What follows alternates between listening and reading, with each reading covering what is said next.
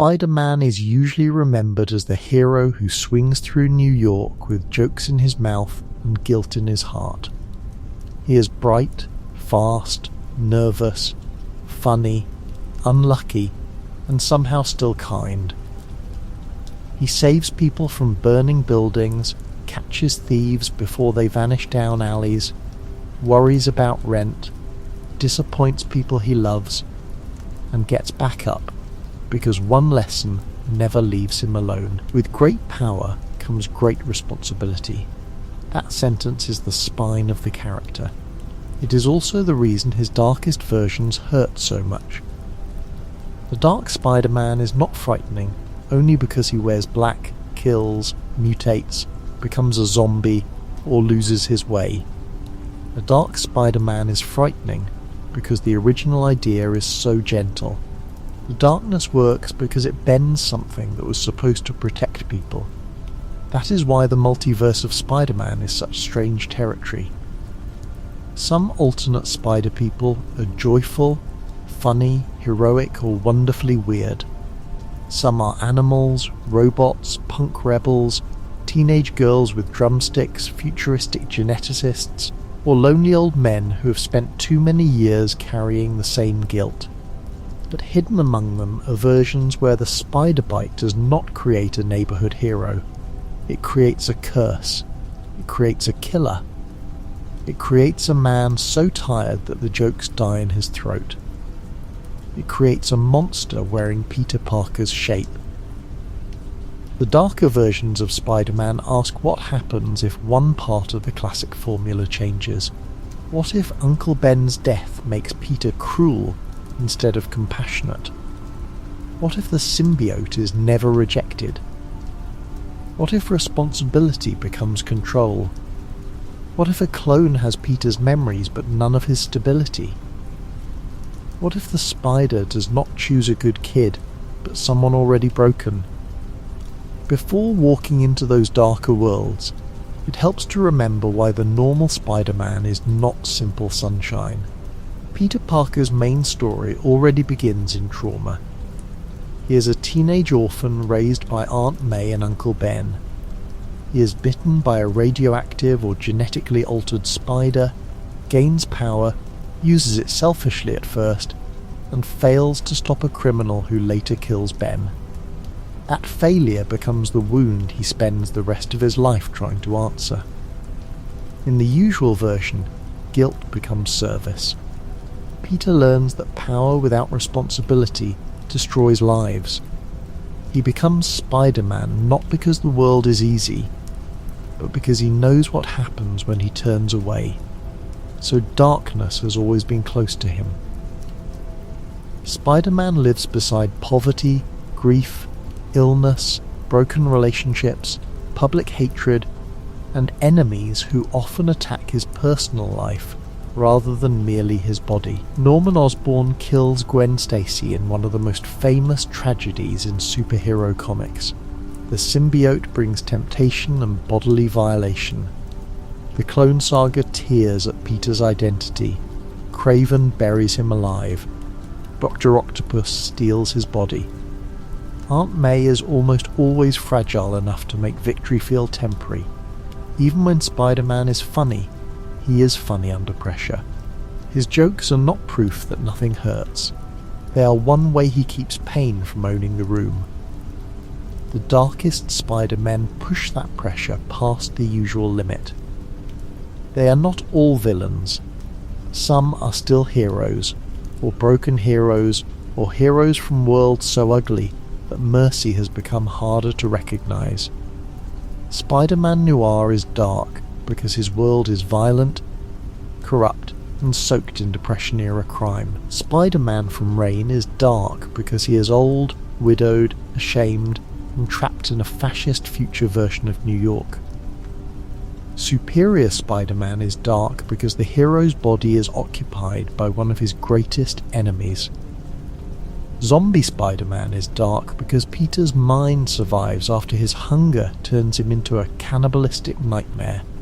Patton Parnell is dark because the spider bite does not create responsibility at all. It releases something predatory that was already waiting. The black suit is the doorway into many of these darker versions. In the main Marvel universe, Peter first receives the black costume during Secret Wars, thinking it is only alien clothing that can respond to thought. It looks sleek, convenient, and alive in a way he does not understand. Later he discovers it is a symbiote, a living organism bonding with him, using him, and wanting him. In the main timeline, Peter rejects it, and that rejection eventually helps create Venom through Eddie Brock. But the idea is too powerful to stay in one story. The black suit is Spider-Man's shadow made wearable. It gives him more strength, more aggression, and a visual language that says the friendly neighbourhood hero is walking closer to the edge. The reason the symbiote works so well is that it does not invent darkness from nothing. It amplifies what is already there. Peter is angry sometimes. He is exhausted. He resents being blamed, mocked, hunted and punished for trying to help. He loses people. He carries guilt that never fully heals. The symbiote can take all of that and whisper that restraint is weakness. Why pull the punch? Why forgive? Why let murderers keep breathing? Why keep disappointing Mary Jane, Aunt May or everyone else when the suit can make him faster, stronger, cleaner and less afraid? The black suit does not simply offer power. It offers relief from being Peter Parker. That temptation becomes the heart of Spider-Man, Spider's shadow, one of the most direct dark alternate takes on Peter and the symbiote. In that story, Peter does not reject the suit when Reed Richards reveals it is alive. Instead, he keeps it, and the familiar Spider-Man tragedy begins to curdle. His behaviour becomes harsher. His threats become colder. He unmasks in front of Hobgoblin, and that moment sends danger straight into his home life. Hobgoblin tracks Peter to Aunt May's house and causes her death. The loss pushes Peter across a line that the main version of Spider-Man spends his life refusing to cross. After Aunt May dies in Spider's shadow, Peter murders Hobgoblin.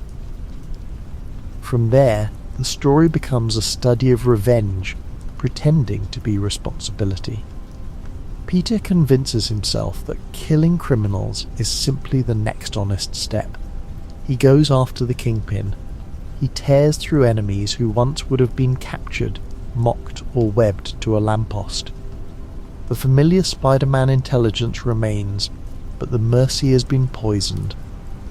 That is what makes this version unsettling.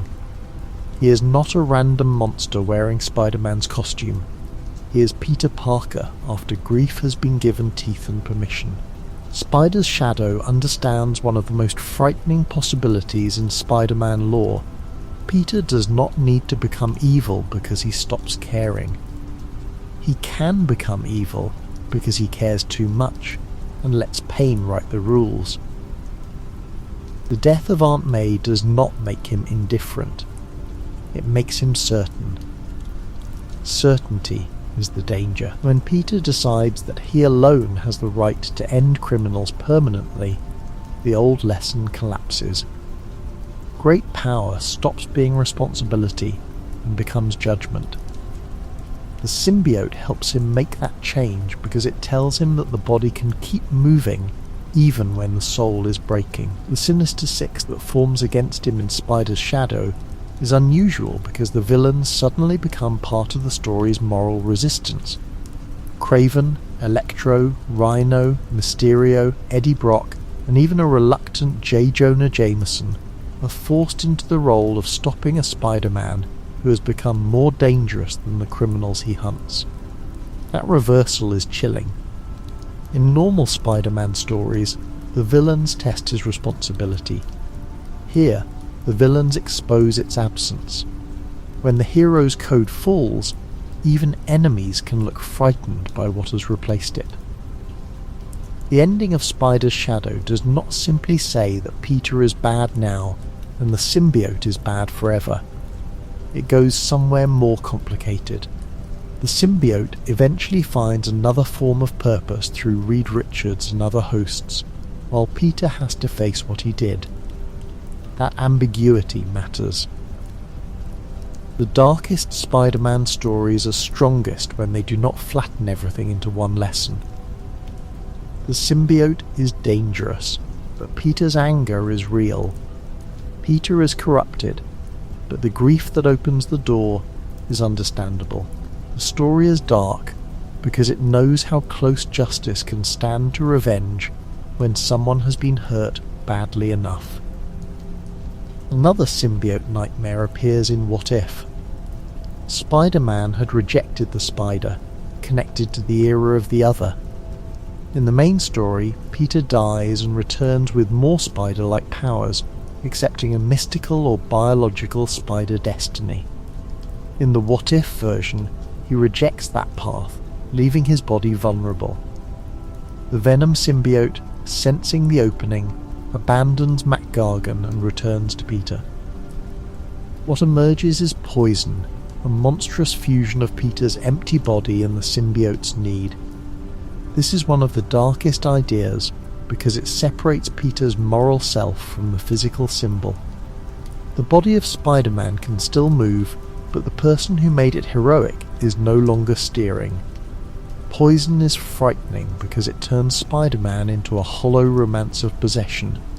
The creature wants Mary Jane not as a partner in ordinary love, but as a companion to be absorbed into its new existence. Mary Jane's response is one of the strongest parts of that premise. She offers herself in a way meant to protect others, while promising that her soul will resist. That image captures the horror of symbiote stories at their most intimate. The danger is not only being killed. It is being joined to something that wants to erase the boundary between love and ownership. There is also a What If version, where the heroes remain on Battleworld after Secret Wars, and Peter never escapes the symbiote properly. Decades pass. Reed Richards is dead, and there is no one left to separate Peter from the alien suit. Over time, the bond becomes grotesque. Peter grows colder, more distant, and eventually his human body is reduced beneath the symbiote's living skin.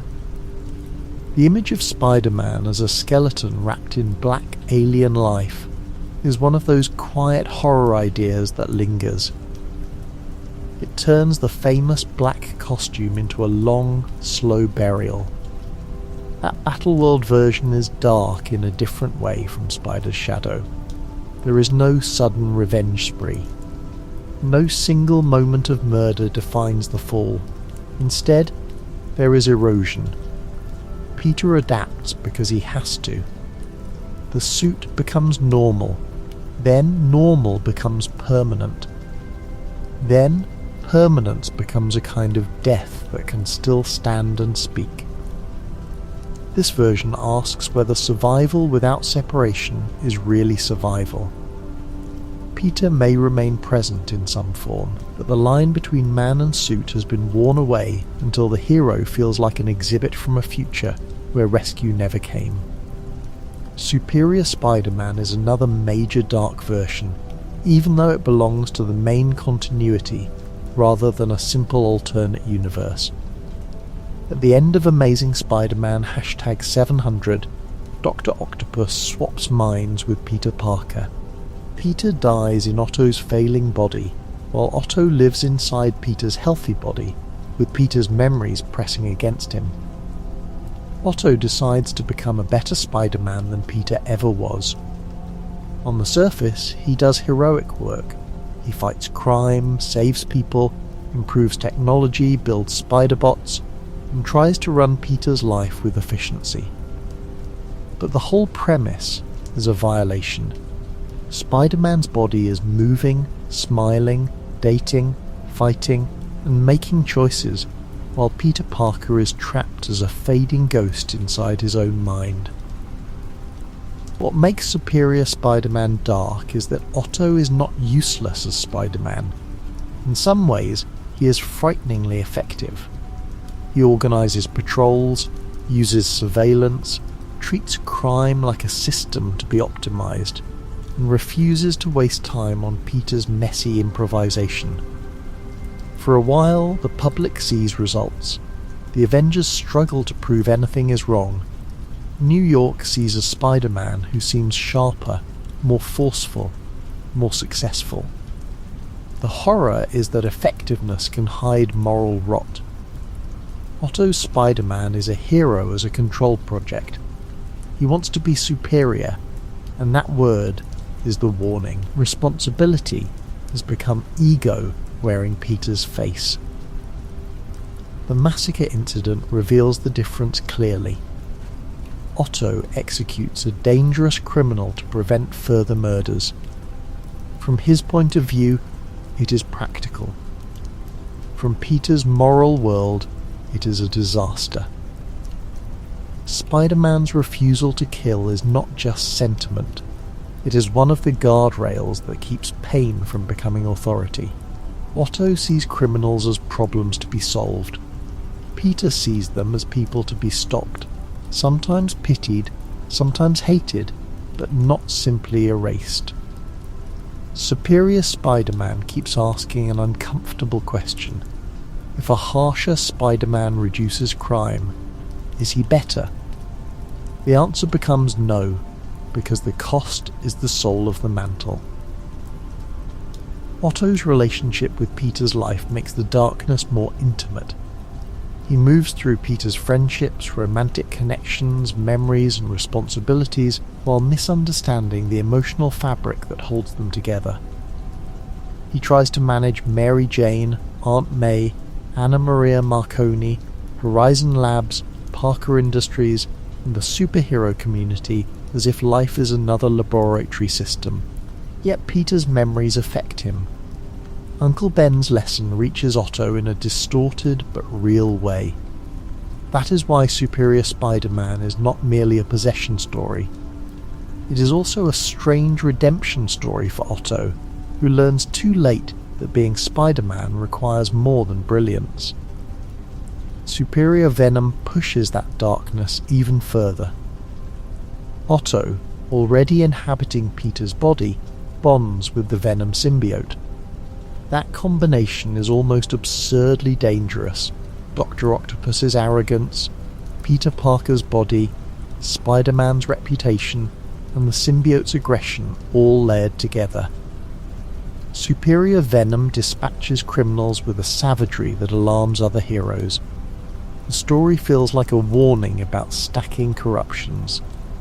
Peter's body is already stolen. Add Venom, and the theft becomes monstrous. It is one thing for Peter to fight his own anger, it is another for Otto's ego and the symbiote's appetite to use Spider-Man as a weapon. Still, the Superior era ends with one of the clearest acknowledgements of Peter's uniqueness. Otto eventually realizes that he cannot save Anna Maria and defeat the Goblin threat the way Peter can. He gives Peter back control, admitting in action, if not in gentle language, that Peter is the true Spider-Man. That ending matters because it does not say Otto was foolish for trying to improve. It says he misunderstood what needed improving. Spider-Man's greatness is not maximum efficiency. It is the messy, human, self-sacrificing balance of intelligence, courage, guilt, mercy and love. Otto could imitate the costume. He could not fully inhabit the heart. Khan Parker is another dark reflection of Peter, and unlike Otto, he is built from Peter's own genetic material. Khan is the Jackal's first failed clone of Peter Parker, physically unstable, scarred by degeneration, and carrying a more brutal temperament. He begins as an antagonist and sometimes murderer, marked by the infamous mark of Cain, a burned handprint left on victims' faces. Kane's existence is dark because he is Peter without Peter's life. He has the powers, the memories in distorted relation and the face, but not the upbringing, stability or love that made Peter who he is. Kane's darkness is rooted in rejection. He is a failed copy, a discarded experiment, a person who has to build meaning from being told he should not exist. That kind of origin can turn identity into rage. When he sees Ben Reilly, another clone who seems more perfect and more capable of living a real life, Kane's bitterness deepens. He becomes a shadow moving through the clone saga, tied to destiny, jealousy, and the terrible question of whether a copy has a soul. Spider-Man's world has always cared about masks and identity, but the clones make that question bodily. If Peter's face can be copied, what cannot be copied? Kane's later transformation into the Scarlet Spider gives him one of the most interesting redemption arcs among Dark Spider figures. He goes to Houston, tries to live away from Peter's shadow, and becomes a reluctant hero. But his heroism is rough. He is not Peter with a different hoodie. He is more violent, more impatient, and more willing to scare enemies badly. That tension makes him compelling. Kane wants to be better, but better does not come naturally. He has to choose it through habits that were not given to him by childhood warmth.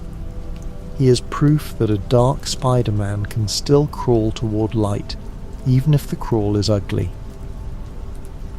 Ben Reilly's fall into Chasm is another modern dark turn, and it hurts because Ben was once the more openly hopeful clone.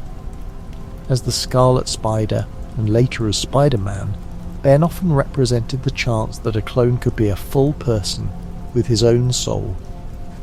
During the Beyond era, he is recruited by the Beyond Corporation to operate as Spider-Man, but the corporation manipulates him, damages his memories, and treats his identity as something that can be edited. When Ben loses key memories that helped shape his sense of responsibility, he begins to unravel. A man built from Peter Parker's life is robbed of the pieces that make Peter's life morally coherent. Chasm is dark because he is not simply Ben turning evil for shock. He is Ben after identity theft at the deepest level. If memories are part of the soul, then Beyond does not merely betray him, it hollows him out. He cannot properly perceive himself. He becomes wrapped in green and black energy, wearing a warped version of the Spider-Man visual language. The name Chasm is blunt but effective. He is a gap where a person used to stand. In a family of spider heroes built on responsibility, Chasm is the grief of someone who can feel that something has been stolen, but cannot fully recover its shape. Ben's fall also reflects a long-running Spider-Man anxiety about corporate ownership. Peter's power came from accident, and was redeemed through personal responsibility. Ben's Spider-Man role under Beyond is branded, managed and controlled. He is turned into a company-approved hero, a product with a mask. When that system breaks him, the story becomes a dark warning. Spider-Man cannot be safely manufactured by a corporation because the centre of Spider-Man is not the costume or the powers, it is the moral memory behind them. Strip that away and the result is not a better hero. It is a wound in a suit. Spider-Carnage from Spider-Man the Animated Series is one of the earliest widely seen multiversal dark Spider-Men. In that story, an alternate Peter Parker has suffered severe losses and eventually bonds with the Carnage symbiote. He becomes Spider-Carnage, a version of Spider-Man so broken that he tries to destroy reality itself. This is not a street-level fall. It is emotional collapse scaled to the multiverse. The idea is simple and devastating. What if Peter's pain became so absolute that he wanted every world to stop existing with him. Spider Carnage works because the animated series brings him face to face with a living Uncle Ben from another reality. That moment cuts through the cosmic machinery and returns the story to the original wound. Spider-Man does not need a bigger punch to stop his dark counterpart. He needs the voice of the man whose death created the lesson. Uncle Ben reminds the lost Peter who he was supposed to be. For a moment, beneath the symbiote and madness, there is still a grieving nephew. His final sacrifice is tragic because it suggests he was not completely gone. He was buried under pain until one familiar voice reached him. Zombie Spider-Man from Marvel Zombies may be the most grotesque version of Peter Parker because his mind survives inside an infected body. On Earth 2149, a zombie plague spreads through the Marvel heroes, turning them into flesh-eating versions of themselves, while leaving much of their personality and intelligence intact. Zombie Spider-Man is not a mindless corpse swinging randomly through New York. He knows who he is, he knows what he has done. That is why he is so awful to think about. The hunger does not erase Peter Parker. It traps him inside an appetite that makes responsibility almost impossible. One of the darkest parts of Zombie Spider-Man is his guilt over Mary Jane and Aunt May. In the Marvel Zombies world, he gives in to the hunger and consumes people he loves. Afterward, the human part of him is horrified.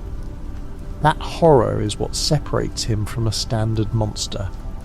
He is not simply scary because he eats. He is scary because he remembers love after love has been desecrated.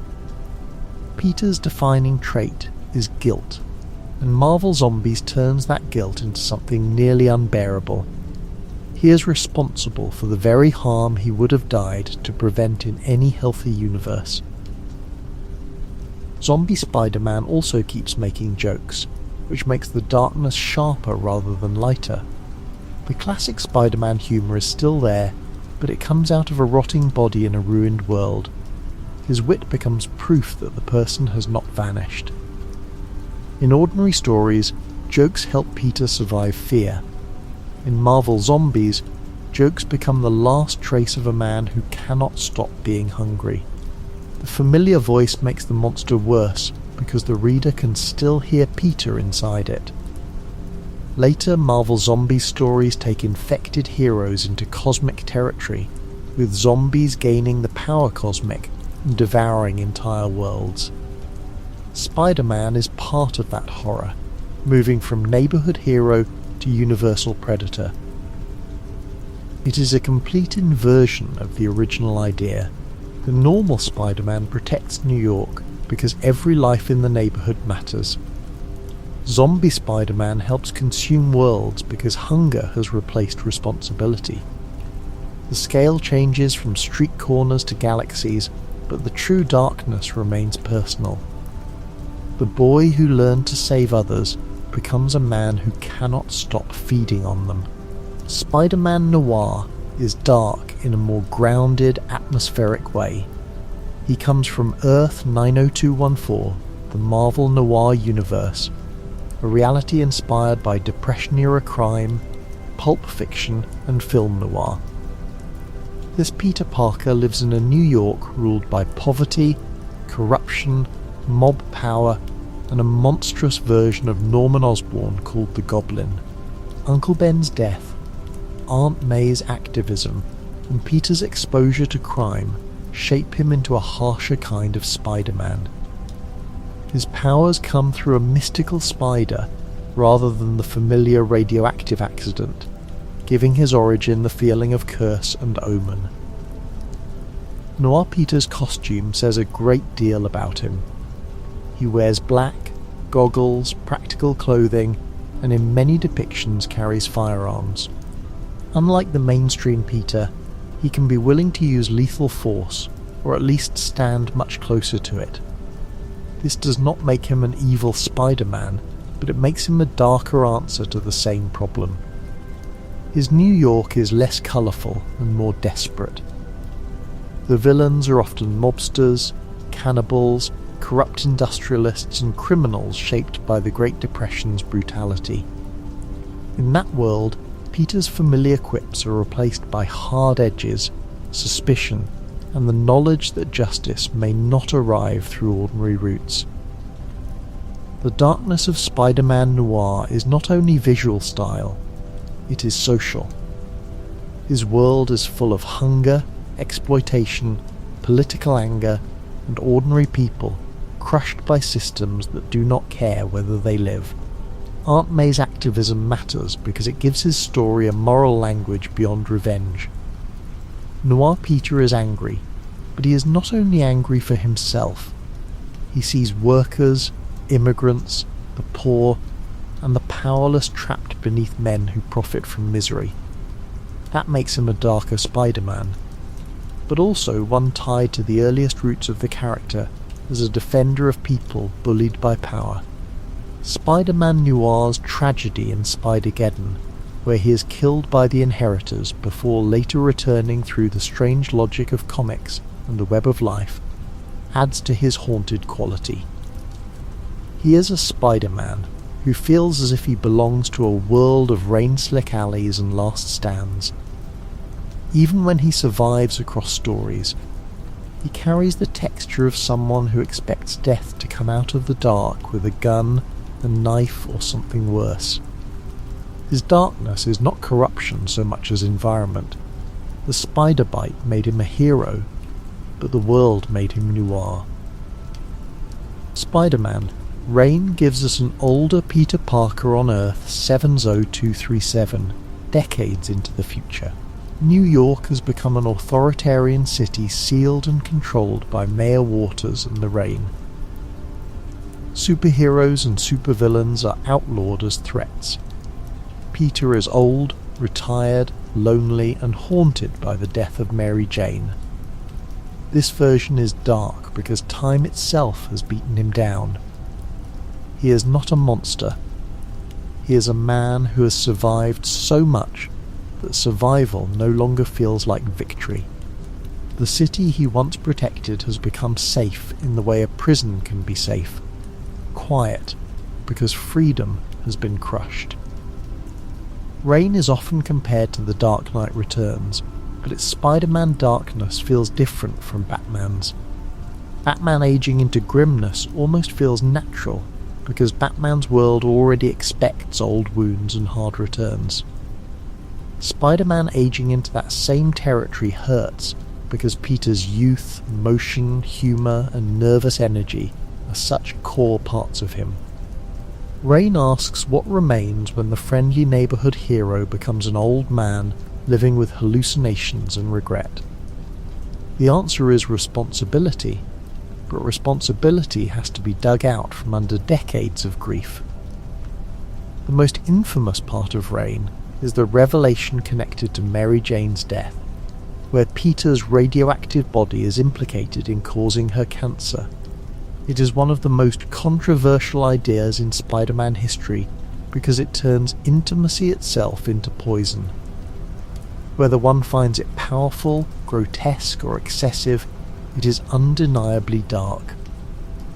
Spider-Man's body, usually the instrument of rescue, becomes the source of harm to the person he loved most. That is a nightmare tailor-made for Peter Parker, who already blames himself for nearly everything. In Reign, even love is not safe from his guilt. Yet Reign is not only misery, it eventually becomes a story about returning to responsibility after surrendering to despair. Jonah Jameson, old and regretful, helps pull Peter back toward the mask. The city needs Spider-Man again, not as a young acrobat, but as a symbol that fear has not finished its work. When Peter puts on the suit again, the image is less about nostalgia than duty. He cannot undo Mary Jane's death. He cannot become young. He cannot erase the years he lost. But he can still stand up. That makes Reign dark, but not hopeless. Last Stand Spider-Man is another future Peter who appears as a warning. This version comes from a reality where Peter eventually kills Kraven the Hunter, and then keeps going down a more violent path. He wears a long red coat and a darker costume, looking older, tired, and closer to a street-level vigilante than the classic wall-crawler. In the main continuity, Madam Web shows Peter a vision of this possible future during the Grim Hunt era. It is the future where grief and rage slowly outweigh restraint. The power of Last Stand Spider-Man is that he feels plausible. He is not a zombie, not a symbiote monster, not a clone, not a cosmic horror. He is Peter after one line is crossed, then another, then another. He is what could happen if the main Spider-Man decided that enough pain had made mercy obsolete. His final confrontation with police, ending in his death, gives him the feeling of a martyr to his own exhaustion. He does not die as a triumphant saviour. He dies as a warning about what happens when the mask keeps going after the heart has hardened. Last Stand Peter is important because he belongs to the category of dark Spider-Men who are not separated from the main Peter by impossible biology. He is separated by choices. That makes him more frightening than some monsters. A monster can be dismissed as something Peter would never become. A violent future Peter asks a harder question. How many losses would it take? How many funerals, betrayals, and resurrections? Spider-Man's moral code looks strongest when a story lets us see the future waiting if he abandons it. Assassin Spider-Man from Earth 8351 is another version shaped by a more lethal education. This Peter trains with Wolverine and becomes comfortable killing when he believes the mission demands it. He is not sadistic. He is not a cackling villain. That almost makes him darker. He is disciplined, tactical, and practical. A Spider-Man whose sense of responsibility has been filtered through Black Ops logic. If someone is too dangerous, he removes them. If a mission requires blood, he accepts the cost. He is Spider-Man as an assassin, and the contradiction sits right in the name. Assassin Spider-Man shows how mentorship changes destiny. The main Peter's moral centre comes from Uncle Ben Aunt May, and the ordinary decency of Queens. This Peter's path is shaped by Wolverine's world, where survival often means cutting before being cut. Wolverine himself is not without honour, but his moral universe is different. Bringing Peter into that universe changes the balance. The spider powers remain, the intelligence remains, and the courage remains, but the old refusal to kill weakens. Responsibility becomes mission success rather than mercy. This version is often useful in Spider-Verse style stories because he stands beside other spider people as proof that not all of them share the same ethical line. The spider army can include bright heroes, tragic survivors, monsters, killers, and reluctant allies. Assassin Spider-Man's presence makes the group less comforting. He reminds us that the spider symbol is not automatically pure. The web connects many lives, and not every life caught in it has learned Uncle Ben's lesson the same way. Patton Parnell may be the darkest Spider-Man variant, because he removes the heroism almost completely. From Earth 55412, introduced in Edge of Spider-Verse, Patton is not a decent teenager who makes one selfish mistake.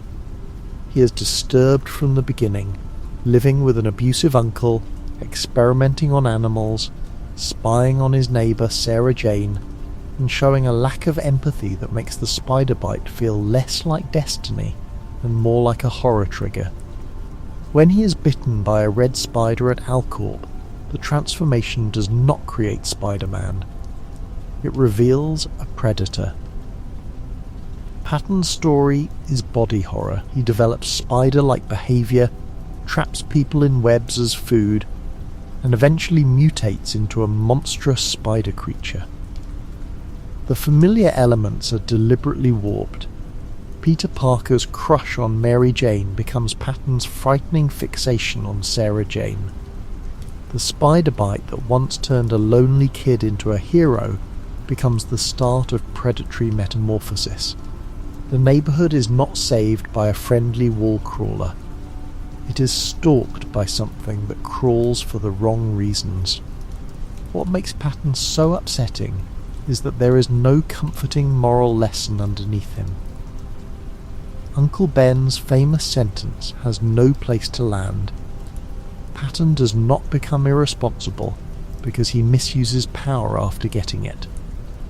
He seems already hollowed out before power arrives. The spider does not teach him empathy. It gives his lack of empathy legs, fangs, and webs. In a multiverse full of heroic variants, Patton is the nightmare version of the premise. Not what if Spider-Man turned bad, but what if the wrong person became a spider in the first place? Morlern's arrival in Patton's story is almost a relief, even though Morlern is himself a predator who hunts spider people across realities. Patton is drained, and Sarah Jane escapes carrying the horror of what happened. That ending is cold, because the monster is stopped by a larger monster, not by justice. Patton's universe does not receive a hero. It receives a brief outbreak of body horror, and then the inheritor's hunger. In Spider-Verse terms, Patton exists to show how wide the web really is. Some strands do not lead to heroism at all. Spider's Man of Earth 1580 is another body horror version, but with a stranger kind of tragedy. In that universe, Peter Parker falls into a pit of radioactive spiders, and they consume him. His consciousness is absorbed into the swarm. What remains is not one man with spider powers, but thousands of spiders operating together as a hive mind that believes it is Peter Parker. The image is deeply disturbing. The friendly neighbourhood hero is a colony wearing a person-shaped identity. Spider-Man is dark, because he turns the spider symbol literal in the worst possible way. Mainline Spider-Man is a human being with spider-like abilities. Spider-Man is spiders with Peter-like memory. The direction of identity reverses. Is he Peter because the swarm carries his consciousness, or is Peter dead and the spiders are only imitating him? The question has no easy answer. In a mythology obsessed with clones, masks, and alternate selves, Spider-Man asks whether memory alone is enough to make a person. His role in Spider-Geddon adds another sinister layer. Alongside Norman Osborn's spider-powered variant, Spider-Man helps destroy the web of life and destiny. He is not just grotesque in origin, he becomes involved in one of the great structural threats to the spider multiverse. Thousands of spiders that think they are Peter Parker tamper with the cosmic web that connects all spider people. That is a beautifully horrible idea. The hero who usually saves people from falling becomes a swarm chewing at the architecture of fate. Norman Osborn as Spider-Man from Earth 44145 is a dark version for obvious reasons. Norman is normally one of Peter Parker's greatest enemies, the Green Goblin, a man associated with murder, manipulation, ego, and the death of Gwen Stacy. In this alternate universe, Norman becomes a six-armed Spider-Man. He has spider powers, but the moral centre belongs to Norman Osborn. That is terrifying, because Norman's greatest danger has never been physical strength alone. It is his hunger for control, legacy, and domination. Give that hunger spider powers, and the symbol changes immediately. This Norman Spider-Man is not Peter corrupted by grief. He is the goblin wearing the spider's shape. he kills Peter Parker in his world and battles his own son Harry, who uses kobold armor. During Spider-Geddon, Norman becomes one of the more treacherous spider-powered figures, working with Spider's-Man and threatening the web of life and destiny. He proves that the spider symbol can be stolen not only by broken heroes, but by villains who understand its power. A Spider-Man without humility becomes just another mask for conquest. Norman as Spider-Man also attacks one of the emotional foundations of Peter's story. In the main universe, Norman is the enemy who weaponizes personal knowledge, murders loved ones, and turns fatherhood into poison through Harry. In Earth 44145, he occupies the heroic role instead, twisting the entire moral landscape. It is the Green Goblin problem turned inside out. What if the man who should never be trusted with power becomes the spider at the centre of the web? The answer is not a better Norman. It is a more dangerous Spider-Man. Arachnite from Infinity Warps is not evil, but he belongs to the darker side because he fuses Spider-Man with Moon Knight. In this warped reality, Peter Parker's life is mixed with Mark Spector's mythos. Uncle Ben and Aunt May are killed by the Goblin by night. Peter is revived by a spider connected to the Master Weaver, gaining powers while his personality splits into multiple aspects. He becomes Arachnite, a hero whose spider imagery is blended with Moon Knight's fractured identity and night-driven vengeance. Arachnite works as a dark Spider-Man because it takes Peter's usual guilt and ties it to dissociation, lunar symbolism, and a more violent vigilante tradition.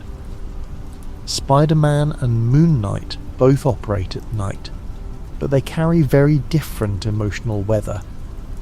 Spider-Man is guilt softened by humour. Moon Knight is trauma refracted through gods, identities, and brutality. The fusion creates a hero who feels like responsibility under moonlight, more haunted and less playful. His darkness is not the absence of heroism, it is the burden of too many selves trying to answer the same wound.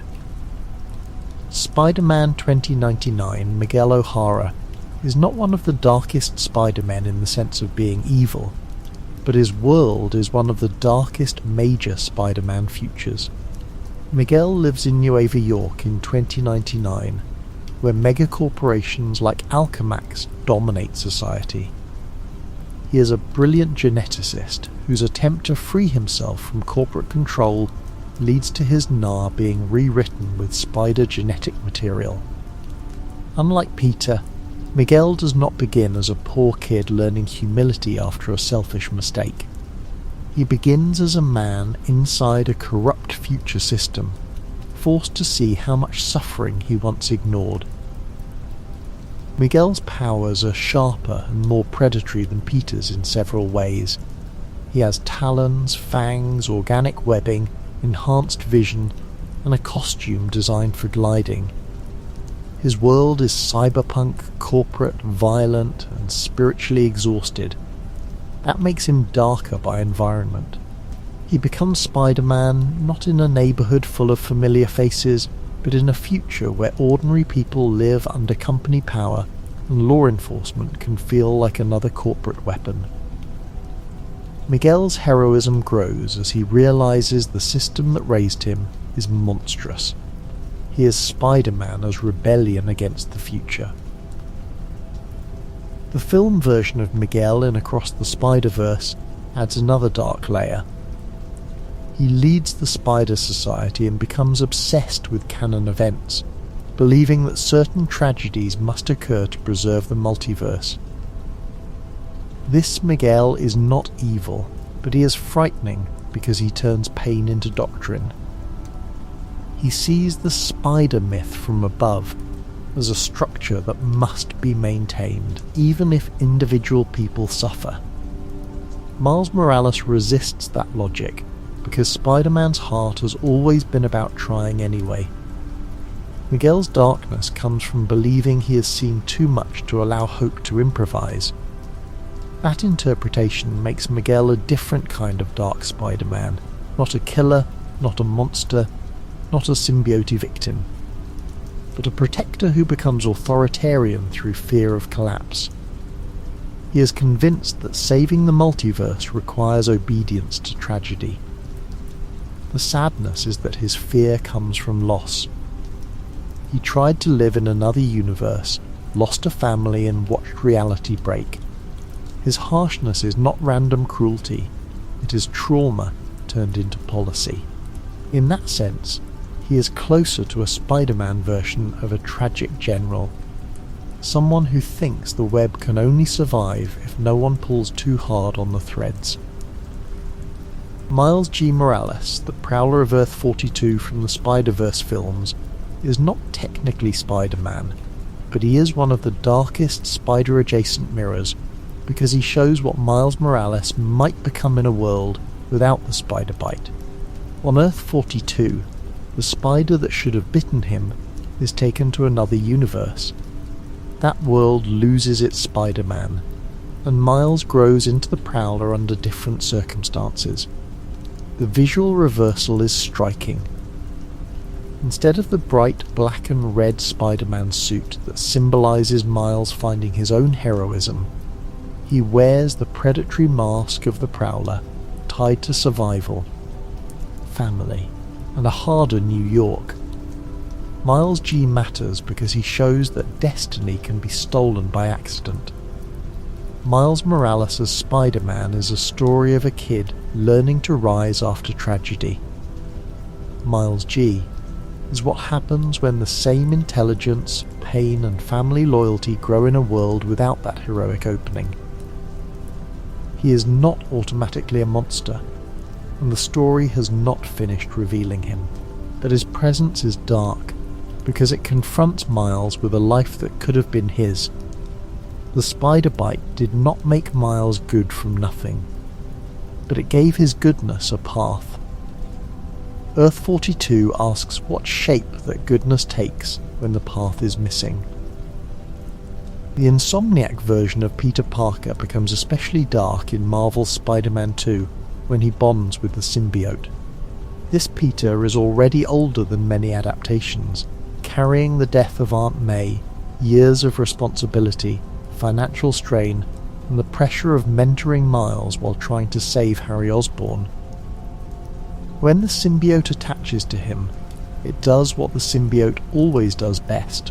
It speaks to pain that already exists. Peter becomes more aggressive, more impatient, and more willing to hurt people. The suit does not create his anger. It gives him permission to stop filtering it. Insomniac's symbiote Peter is effective because the darkness shows up in relationships. He snaps at Miles. He strains his bond with Mary Jane. He refuses to return the suit even when Connors warns him what it is. He nearly loses himself in the fantasy that the extra power is necessary because everything else has been too heavy. The game understands that corruption is not only a visual change from red and blue to black, it is the moment when someone who has always been tired finally starts believing that tiredness entitles him to cruelty. The fight where Miles helps Peter break free of the symbiote is one of the strongest modern Spider-Man inversions. Usually Peter is the mentor pulling younger heroes back from the edge. Here, Miles has to save Peter from himself. That is why this dark version does not end as a total fall. It becomes a story about legacy working in both directions. Peter taught Miles responsibility, but Miles returns the lesson when Peter forgets it. The Dark Spider-Man can be redeemed if another Spider-Man is there to remind him who he wanted to be. Spider-Man: Web of Shadows gives players one of the darkest interactive Spider-Man premises. Manhattan is overtaken by a symbiote invasion, and Peter uses the black suit again while choosing between red suit and black suit decisions. Depending on those choices, the story can end with Spider-Man saving the city or embracing the symbiote so completely that he becomes ruler of a symbiote-controlled Manhattan. In the darkest endings, he stands above the infected city with Black Cat at his side, while allies like Kingpin and Black Widow prepare to hunt him. It is Spider-Man as the thing the city now needs saving from. The black suit ending of Web of Shadows is powerful, because it makes the player's choices feel like a gradual surrender. Spider-Man does not simply wake up evil, he chooses harsher options, gives in to power, accepts domination, and eventually decides that control is easier than responsibility. The symbiotes worship him, which is a perfect corruption of the hero's relationship with New York. The normal Spider-Man is loved by people because he protects them while remaining one of them. The Black Suit King is worshipped because people have been infected into obedience. Love becomes control, neighborhood becomes hive. Spider-Man: Edge of Time includes another dark future version. A Peter Parker who becomes the CEO of Alchemax and tries to rewrite history to fix his mistakes. In the game, time travel links the present-day Spider-Man with Miguel O'Hara, while the future is shaped by corporate power and temporal manipulation. The evil future Peter, sometimes associated with the monstrous Atrocity after fusing with Anti-Venom and Walker Sloan, represents a Spider-Man whose grief and regret have become corporate control. He wants to undo pain, but the method threatens reality itself. That version is dark, because Peter's desire to fix everything is one of his most sympathetic traits. He always wants one more chance, one more web line, one more second, one more rescue. Edge of Time twists that desire into a villainous project. Future Peter believes he can correct the past by force, even if doing so damages the timeline. This is not hunger like Marvel Zombies, or predation like Patton Parnell. It is regret becoming technology. It asks what happens if Spider-Man's guilt is given a company, a time machine, and no humility. Spider-Man Life Story is not a horror version, but it may be one of the darkest emotionally, because it lets Peter age in real time. Beginning in the 1960s and moving decade by decade, it shows Peter growing older as Marvel history unfolds around him. He makes mistakes, loses people, struggles with marriage, family, war, corporate responsibility, clones, and the weight of being Spider-Man for an entire lifetime. This Peter is dark not because he becomes evil, but because the fantasy of endless youth is removed. Every choice costs years. The darkness of Life Story lies in accumulation. In normal superhero comics, Peter can suffer endlessly while time resets or slows. In Life Story, time keeps moving. Relationships change. Children grow. Friends age. Mistakes become decades. Peter's final sacrifice, made in old age during a conflict involving Dr. Octopus and the symbiote, feels like the natural endpoint of a life spent answering responsibility. It is sad, but not cynical. This is one of the nobler dark versions, a Spider-Man who proves that the lesson can last a lifetime, even as the lifetime wears him down. Life Story also contains a dark version of the symbiote relationship, because Peter uses it late in life as a tool, while still carrying the old danger of bonding too closely. The black suit becomes part of his survival in an older body, a reminder that even after decades, temptation does not vanish. Age does not make Peter immune to needing help, taking risks, or leaning on dangerous power. The difference is that this Peter has lived long enough to understand sacrifice with painful clarity. His darkness is autumnal. It is the shadow of a hero whose body is finally catching up with all the years the main comics often postpone. Ultimate Peter Parker is not usually called a dark version, but his story is one of the most tragic alternate Spider-Man lives, because it ends so young. In the Ultimate Universe, Peter becomes Spider-Man in a modernized world, faces villains who are often more genetically and politically entangled with his origin, and eventually dies protecting Aunt May and others from Norman Osborn and the Sinister Six. His death matters because it creates the space for Miles Morales to become Spider-Man. This Peter's darkness is not moral corruption. It is the cruelty of a hero's life cut short before adulthood can fully arrive. Ultimate Peter's final stand is one of the purest examples of responsibility, but the world around it is grim. He is a teenager forced into impossible stakes, hunted by enemies, wounded, and still trying to protect his family. Unlike Reign, where Peter is old and exhausted, Ultimate Peter dies before he can become old. That contrast shows two dark edges of Spider-Man's myth: the hero who lives long enough to become haunted, and the hero who does not live long enough at all. Miles inherits not only a mantle, but a city still grieving the boy who wore it first. Peony Parker's world, especially through the Ven/M story in Spider-Geddon-related material, carries its own dark machinery. Penny pilots SPDR, a mech linked to a radioactive spider following her father's death. In her universe, the spider myth is tied to technology, family sacrifice, and the burden of piloting something larger than a human body. Ven-M, a backup mech powered by a sim engine and piloted by Addie Brock, goes horribly wrong. It gains dangerous autonomy and consumes Addie and Peeny's Aunt May in the conflict. This is Spider-Man darkness through mecha tragedy rather than street-level crime. Peeny's darkness is often softened in animation by her bright design, but the comic material can be brutal. A child inherits a machine because her father died. Her partner is a spider linked to that machine. The backup system becomes a predator. Family members are lost not in alleys, but inside technological failure.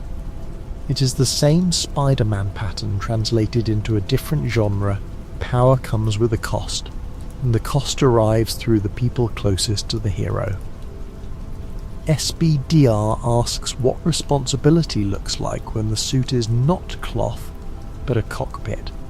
The Mangaverse Spider-Man is also darker in a stylized way, especially because his story blends Spider-Man with ninja tragedy.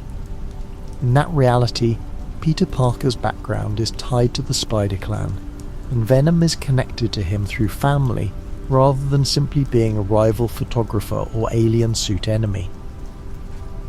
Uncle Ben takes on a mentor role with shades of martial arts tradition, and Peter's path becomes one of vengeance, training, and clan conflict. It is not the darkest Spider-Man overall, but it transforms the emotional language. Responsibility becomes discipline. The neighbourhood becomes a clan world. The mask feels closer to ritual. What makes Mangaverse Spider-Man interesting is how it shows darkness can come from genre shift. If Spider-Man is placed into a ninja revenge story, the same core pieces take on sharper edges. Uncle Ben's death is not only a street tragedy, it becomes part of a martial lineage. Venom is not only a jealous rival, he becomes kinship twisted into opposition. Peter's powers are not only accidental science, they belong to a world of training, inheritance, and violent obligation. The result is not as horrific as Patton or Zombie Peter, but it has a more fatalistic mood than the classic version. Spider-Man Unlimited, the animated series set on Counter-Earth, gives another darker environmental take. Peter travels to a world ruled by the High Evolutionary, where humans and bestials live under strange social tensions and oppression. The costume is more high-tech, the setting more alien and dystopian, and Peter is separated from his normal New York support system. This Spider-Man is still morally recognizable, but the world around him is harsher and stranger. Like 2099, the darkness comes from placing Spider-Man in a society where injustice is built into the architecture. Counter-Earth matters in this conversation because Spider-Man often works best when he belongs to a neighborhood. Remove him from that neighborhood and place him in a dystopian parallel world, and the loneliness grows. He is still the same basic Peter, but the surroundings deny him comfort. The Daily Bugle, Aunt May, Mary Jane, familiar villains and queens all fade into distance. What remains is the habit of helping. That is not a corrupted version, but it is a dark test of the hero's portability. If Spider-Man has no neighborhood, can he still be friendly? The answer is yes, but the effort feels heavier. The Deadly Neighborhood Spider-Man miniseries brings Peter into a more dreamlike and horror-adjacent space, involving strange visions, demons, and a version of Spider-Man imagery that feels less urban and more supernatural. The title itself suggests a twist. The familiar neighborhood hero becomes connected to deadly, uncanny forces. This kind of story is useful because it reminds us that Spider-Man's animal symbol can easily slide into nightmare. Spiders already carry fear in many people. The classic character makes the spider friendly through humor and humanity. Horror stories take the spider back toward instinct, webs, and things crawling in the dark. Man-Spider is one of the most direct examples of that animal horror.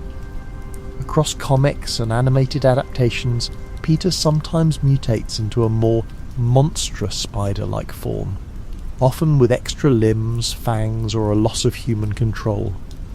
The idea goes straight to the heart of the character's design.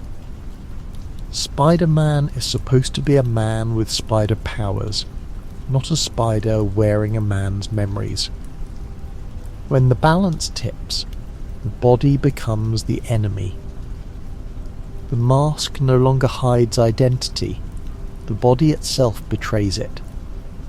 Man-spider versions are dark because they make Peter's powers feel diseased. Wall crawling, spider sense and strength are usually gifts burdened by responsibility.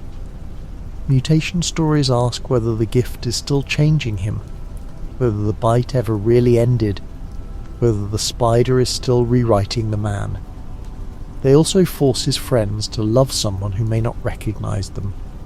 That is a recurring Spider-Man fear. The people closest to Peter are often the only proof that he is still Peter. When the body becomes monstrous, love has to hold the line. The other storyline itself flirts with this darkness in the main continuity, giving Peter more spider-like powers and connecting him to a mystical spider totem idea. Some readers prefer Spider-Man as science accident, while others enjoy the mythic layer. Either way, the darker implication is clear. Peter's identity may not be only his own. He may be part of a larger web of predators, totems, hunters, and cosmic forces. Morlern's attacks make Spider-Man feel less like a street hero and more like prey in an ancient food chain. The friendly neighborhood becomes part of a spiritual ecosystem where spiders are hunted and consumed. Morlern and the Inheritors make many dark Spider-Men possible because they treat spider people as food. In Spider-Verse and Spider-Geddon, they travel across realities, draining the life force of spider totems. Their existence reframes the multiverse of Spider-Man as a feeding ground. Every charming variant, every brave teenager, every strange alternate hero can be hunted. The inheritors are not Spider-Men themselves, but their presence reveals the horror under the web. To be Spider-Man anywhere in the multiverse is to shine like a meal to something ancient and hungry. Old Man Spider, Ezekiel Sims from Earth 4, is another darker Spider-Verse figure. In his world, Ezekiel takes up the Spider-Man role after Peter is killed by Morlun. This is already a grim inversion, because Ezekiel in the main universe is tied to hidden knowledge of spider totems and moral ambiguity. As Old Man Spider, he becomes a weary elder figure, carrying a mantle born from another man's death. His darkness is not monstrous. It is survivor's darkness, the heaviness of knowing too much and arriving too late. Here's what the spider myth looks like after the mentor has had to become the student, the guardian, and the mourner. Ashley Barton, sometimes known as Spider Bitch or Spider Woman in the Old Man Logan future, is a brutal spider-related figure from a Wasteland-style Marvel future. She is the daughter of Hawkeye and Tonya Parker, making her connected to Peter's family line. But her world is savage, violent, and shaped by villain rule. She can be ruthless and ambitious in ways very far from Peter's neighbourly morality. Her presence in Spider-Verse-related stories shows that the Spider legacy can survive into futures where the original moral environment has collapsed. A broken world does not produce the same kind of spider. Ashley is not Peter Parker, and that distinction matters, but she still belongs to the darker Spider family conversation because she shows legacy without innocence. If Mayday Parker represents the hopeful future of Peter and Mary Jane's family, Ashley represents a harsher future where bloodline and spider symbol are filtered through wasteland survival. She is what happens when the legacy does not grow in Queens, school, family warmth, and guilt over Uncle Ben. It grows in a world where softness gets people killed. The spider symbol survives, but it sharpens. Spider-Man from Earth X is another future version shaped by a dystopian Marvel world. Earth X imagines a future where humanity has changed dramatically, many people have powers, and the old superhero order has become strange and worn. Peter Parker in that world is older, heavier, retired, and less like the acrobatic hero of youth. His daughter Mayday carries more of the active spider legacy. This version is dark not because Peter becomes evil, but because the world has moved beyond the old clarity. When everyone is changed, being Spider-Man no longer means the same thing. Earth X Peter is a reminder that Spider-Man's tragedy can be quiet.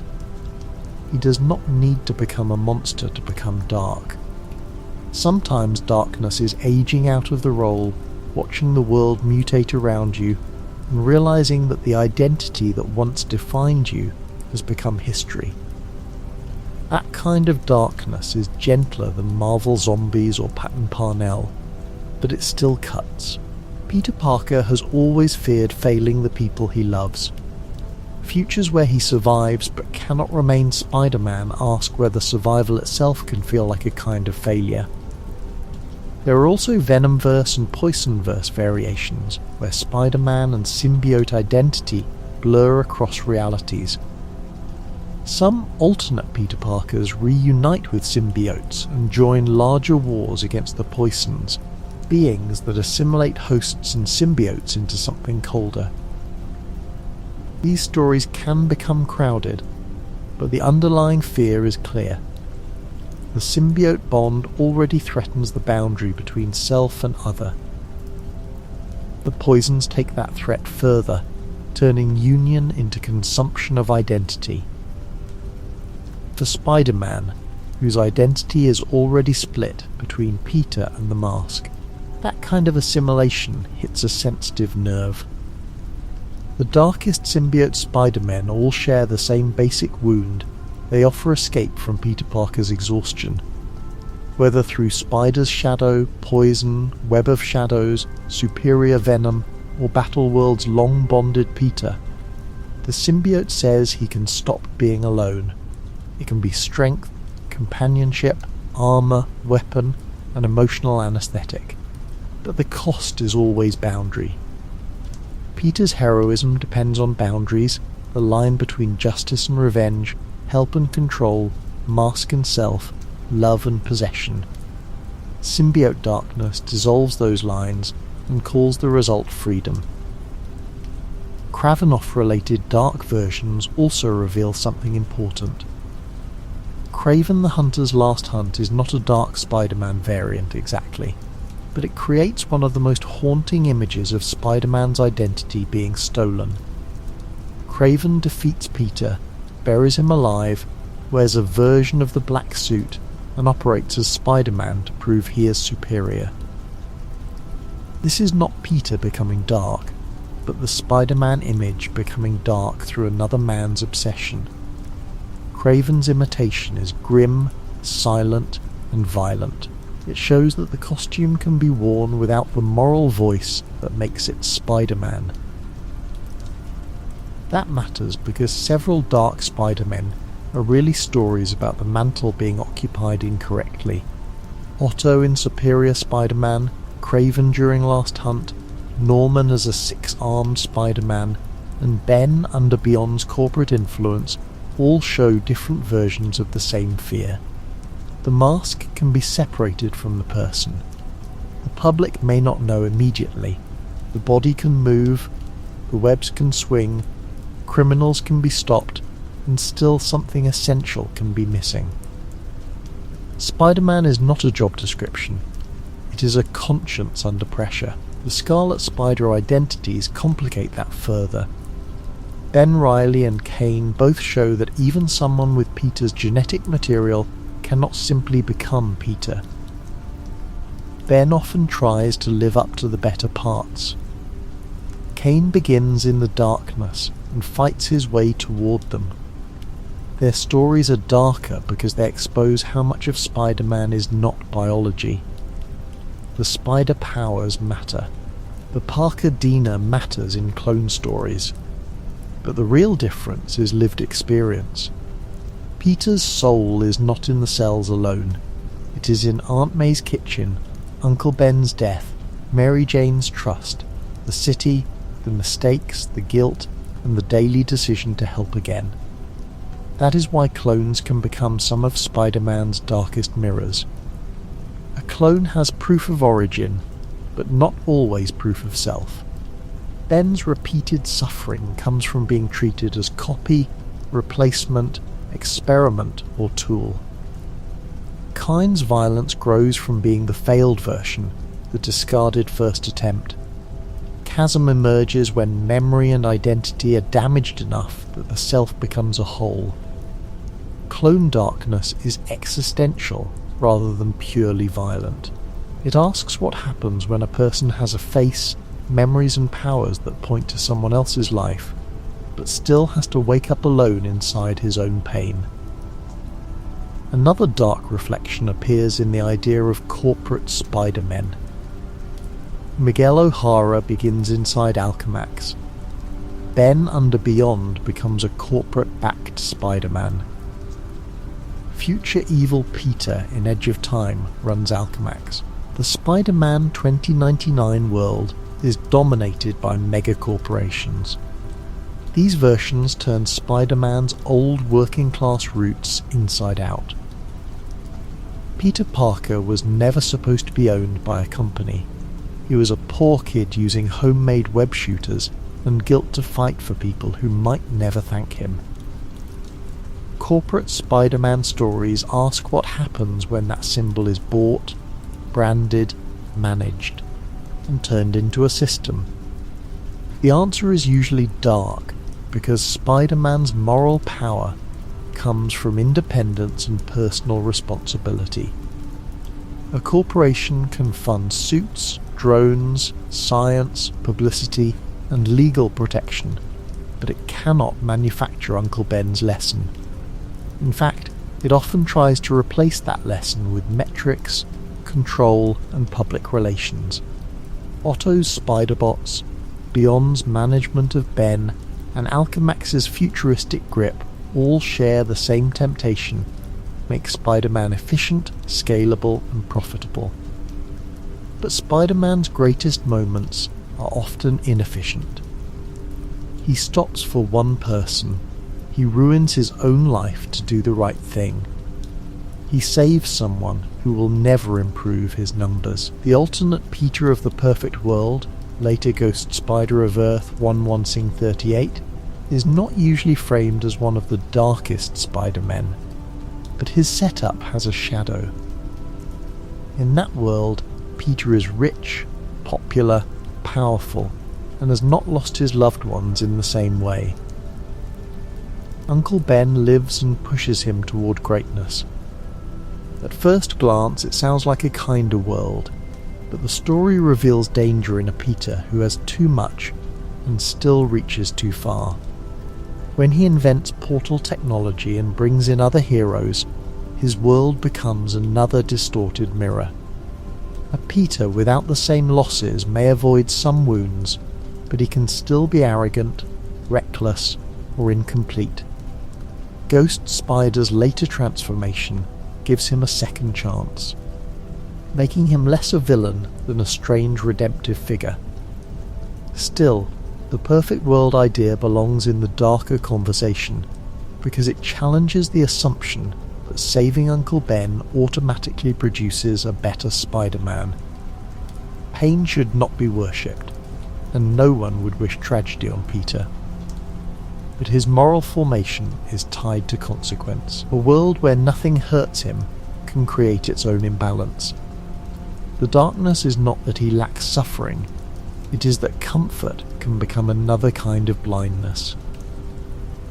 Spider-Ben and Pete from Earth 91918 offer another dark twist on the origin. In that universe, Ben Parker survives being shot and receives a blood transfusion from Peter, gaining spider powers. Ben becomes a Spider-Man, but he is ruthless, once severely beating Craven. This idea is fascinating because Uncle Ben is usually the moral origin, not the powered hero. Giving him powers changes the story's centre. The old man who taught responsibility now has to live with power directly, and his response is harsher than Peter's. The result is not evil, but it is unsettling. Spider-Ben shows that wisdom does not guarantee gentleness under pressure. Uncle Ben's famous lesson becomes more complicated when Ben himself carries the burden of spider powers, pain, and loss. He may know responsibility better than anyone, but responsibility in an older, grieving body may look different from responsibility in a teenager trying to atone. This version suggests that the Spider-Man myth is not only about the right lesson, but about how that lesson lands in a particular life at a particular moment. Even Uncle Ben can become a darker Spider-Man if the circumstances bend him that way. Savage Spider-Man, a version of Peter raised in the Savage Land by giant spiders after a plane crash, is darker through isolation from human society. Instead of Aunt May and Uncle Ben, this Peter's formative environment is wilderness, survival, and arachnid family. The result is a Spider-Man closer to nature, less shaped by queens, school, rent, and city guilt. He is not necessarily evil, but he shows how much the classic Peter depends on human community. Raised by spiders, the symbol becomes more primal. The man and the animal stand closer together. Savage Spider-Man's darkness is the absence of the ordinary. The original Peter is extraordinary because he remains ordinary in so many ways. He has homework, bills, crushes, sick relatives, and cramped apartments. Remove all that and raise him among giant spiders, and the powers no longer feel like an intrusion into a human life. They feel like destiny in a harsher ecosystem. That version reveals how important the neighbourhood really is. Without the neighbourhood, Spider-Man can still be heroic, but the friendliness has to be learned from somewhere else, or not at all. Spider-Punk, Hobie Brown, is not dark in a villainous sense, but his world is darkly political. Earth 138 is a reality of authoritarian oppression, corporate power and rebellion. Hobie fights with punk energy, a guitar, and a refusal to obey systems that dress control as order. His darkness comes from the world he resists, not from corruption inside him. He is a Spider-Man born from protest. In a list of dark versions, he belongs as a reminder that darkness can be external. The hero stays bright by fighting a society that wants obedience. Hobie also helps clarify the difference between anger and corruption. He is angry, but his anger is aimed at liberation. He does not become a tyrant in response to tyranny. He rejects the structures that would make him useful to power. This separates him from darker authoritarian spider figures like Miguel's more rigid Spider Society role, or corporate versions controlled by Beyond and Alchemax. Spider-Punk's world is ugly, but he does not let ugliness teach him submission. That makes him dark-edged without being fallen. Spider-Gwen, or Ghost Spider, is often stylish and heroic, but her origin is tragic enough to belong near the shadows. On Earth 65, Gwen Stacy is bitten instead of Peter Parker. Peter, feeling weak and desperate, becomes the Lizard and dies after fighting her. Gwen is blamed for his death. The familiar Gwen Stacy tragedy reverses. Instead of Gwen dying as Spider-Man's great loss, Gwen becomes Spider-Woman, and Peter becomes the lost friend whose death haunts her. Her world is brighter visually than many dark variants, but the emotional inversion is sharp. Gwen's darkness is guilt under a drumbeat. She carries the accusation of murder, the grief of losing Peter, and the pressure of hiding her identity from her father. Like Peter, she learns that power does not save her from consequence.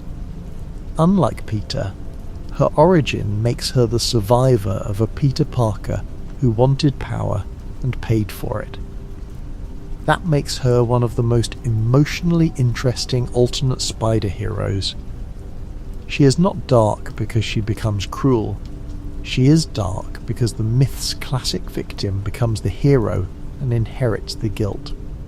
Mayday Parker's MC2 world is mostly hopeful, but even her story begins from a dark future for Peter. In that continuity, Peter loses a leg in a final battle with Norman Osborn and retires from being Spider-Man. His daughter May eventually becomes Spider-Girl. This version of Peter is not one of the darkest morally, but he is a version of Spider-Man whose body finally pays a permanent price. The cost of the job does not reset. The father who once swung over New York has to watch his daughter inherit danger. That is a quiet and parental darkness. Mayday's existence is important because it shows one of the happier answers to that darkness. Peter's career ends painfully, but the legacy continues through family rather than corruption. In contrast with Ashley Barton or Chasm or Norman Spider-Man, Mayday proves that the spider symbol can move forward without becoming poisoned. Including her near the darker versions helps sharpen the difference. A dark future is not always a doomed future. Sometimes pain becomes legacy with love still intact. There are also spider variants whose darkness comes from death before we know them. In Spider-Verse, many alternate Spider-Men appear only to be hunted and killed by Morlan, Khan, or the Inheritors.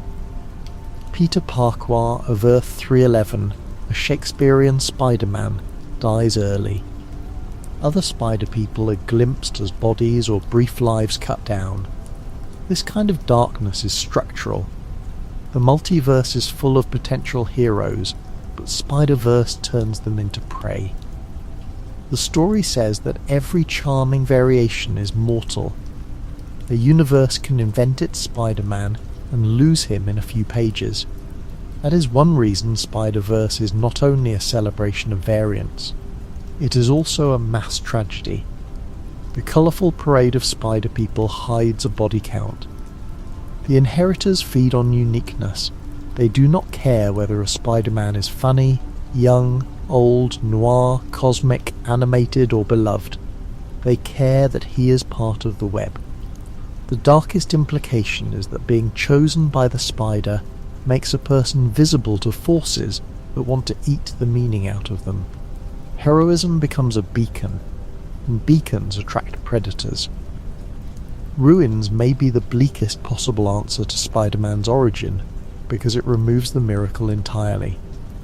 Warren Ellis's Ruins is a dark alternate Marvel universe, where the events that created heroes go horribly wrong. In that world, Peter Parker is bitten by a radioactive spider, but instead of gaining powers, he develops a terrible infectious condition and dies. The idea is cruel, because it turns the most famous superhero accident into what it might have been in a universe without mercy. No wall crawling, no web swinging, no mask, no Uncle Ben lesson translated into heroism. Just a young man harmed by radiation and biology. Ruined Spider-Man is not a version who becomes dark through bad choices. He becomes dark through the absence of fantasy. The radioactive spider is usually a gateway into responsibility, guilt, and wonder.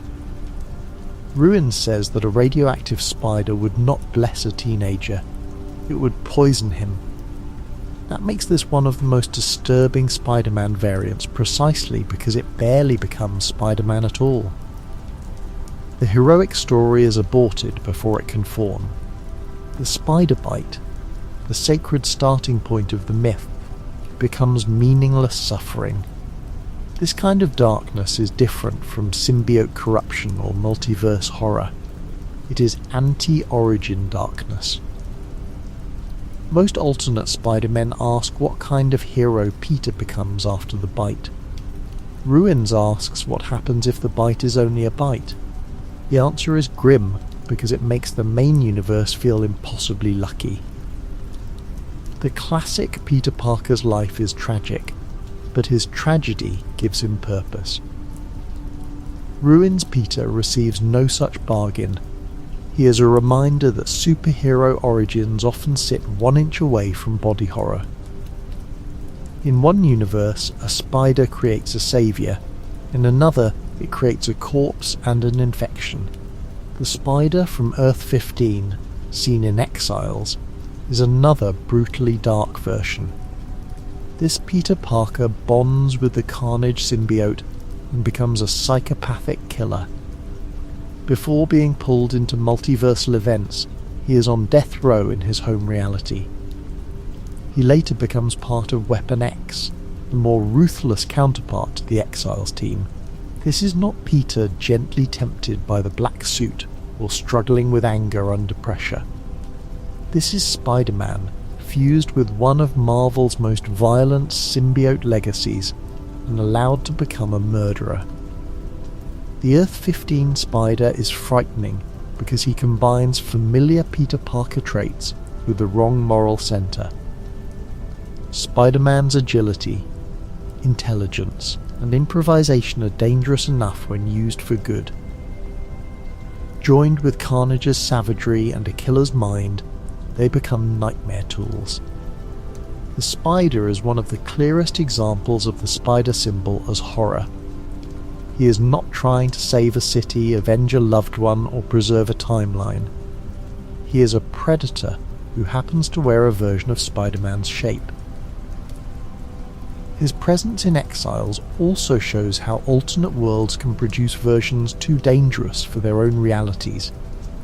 The Exiles concept often uses broken timelines and displaced heroes, but Weapon X shows the darker side of multiversal correction. Sometimes the multiverse does not recruit noble variants, sometimes it recruits weapons. Earth 15's Spider is exactly that. A Peter Parker whose powers and symbiote bond have stripped away the comfort people usually feel when they see the spider emblem. If Patton Parnell is the wrong boy bitten by a spider, Earth 15's Spider is the wrong Peter given carnage.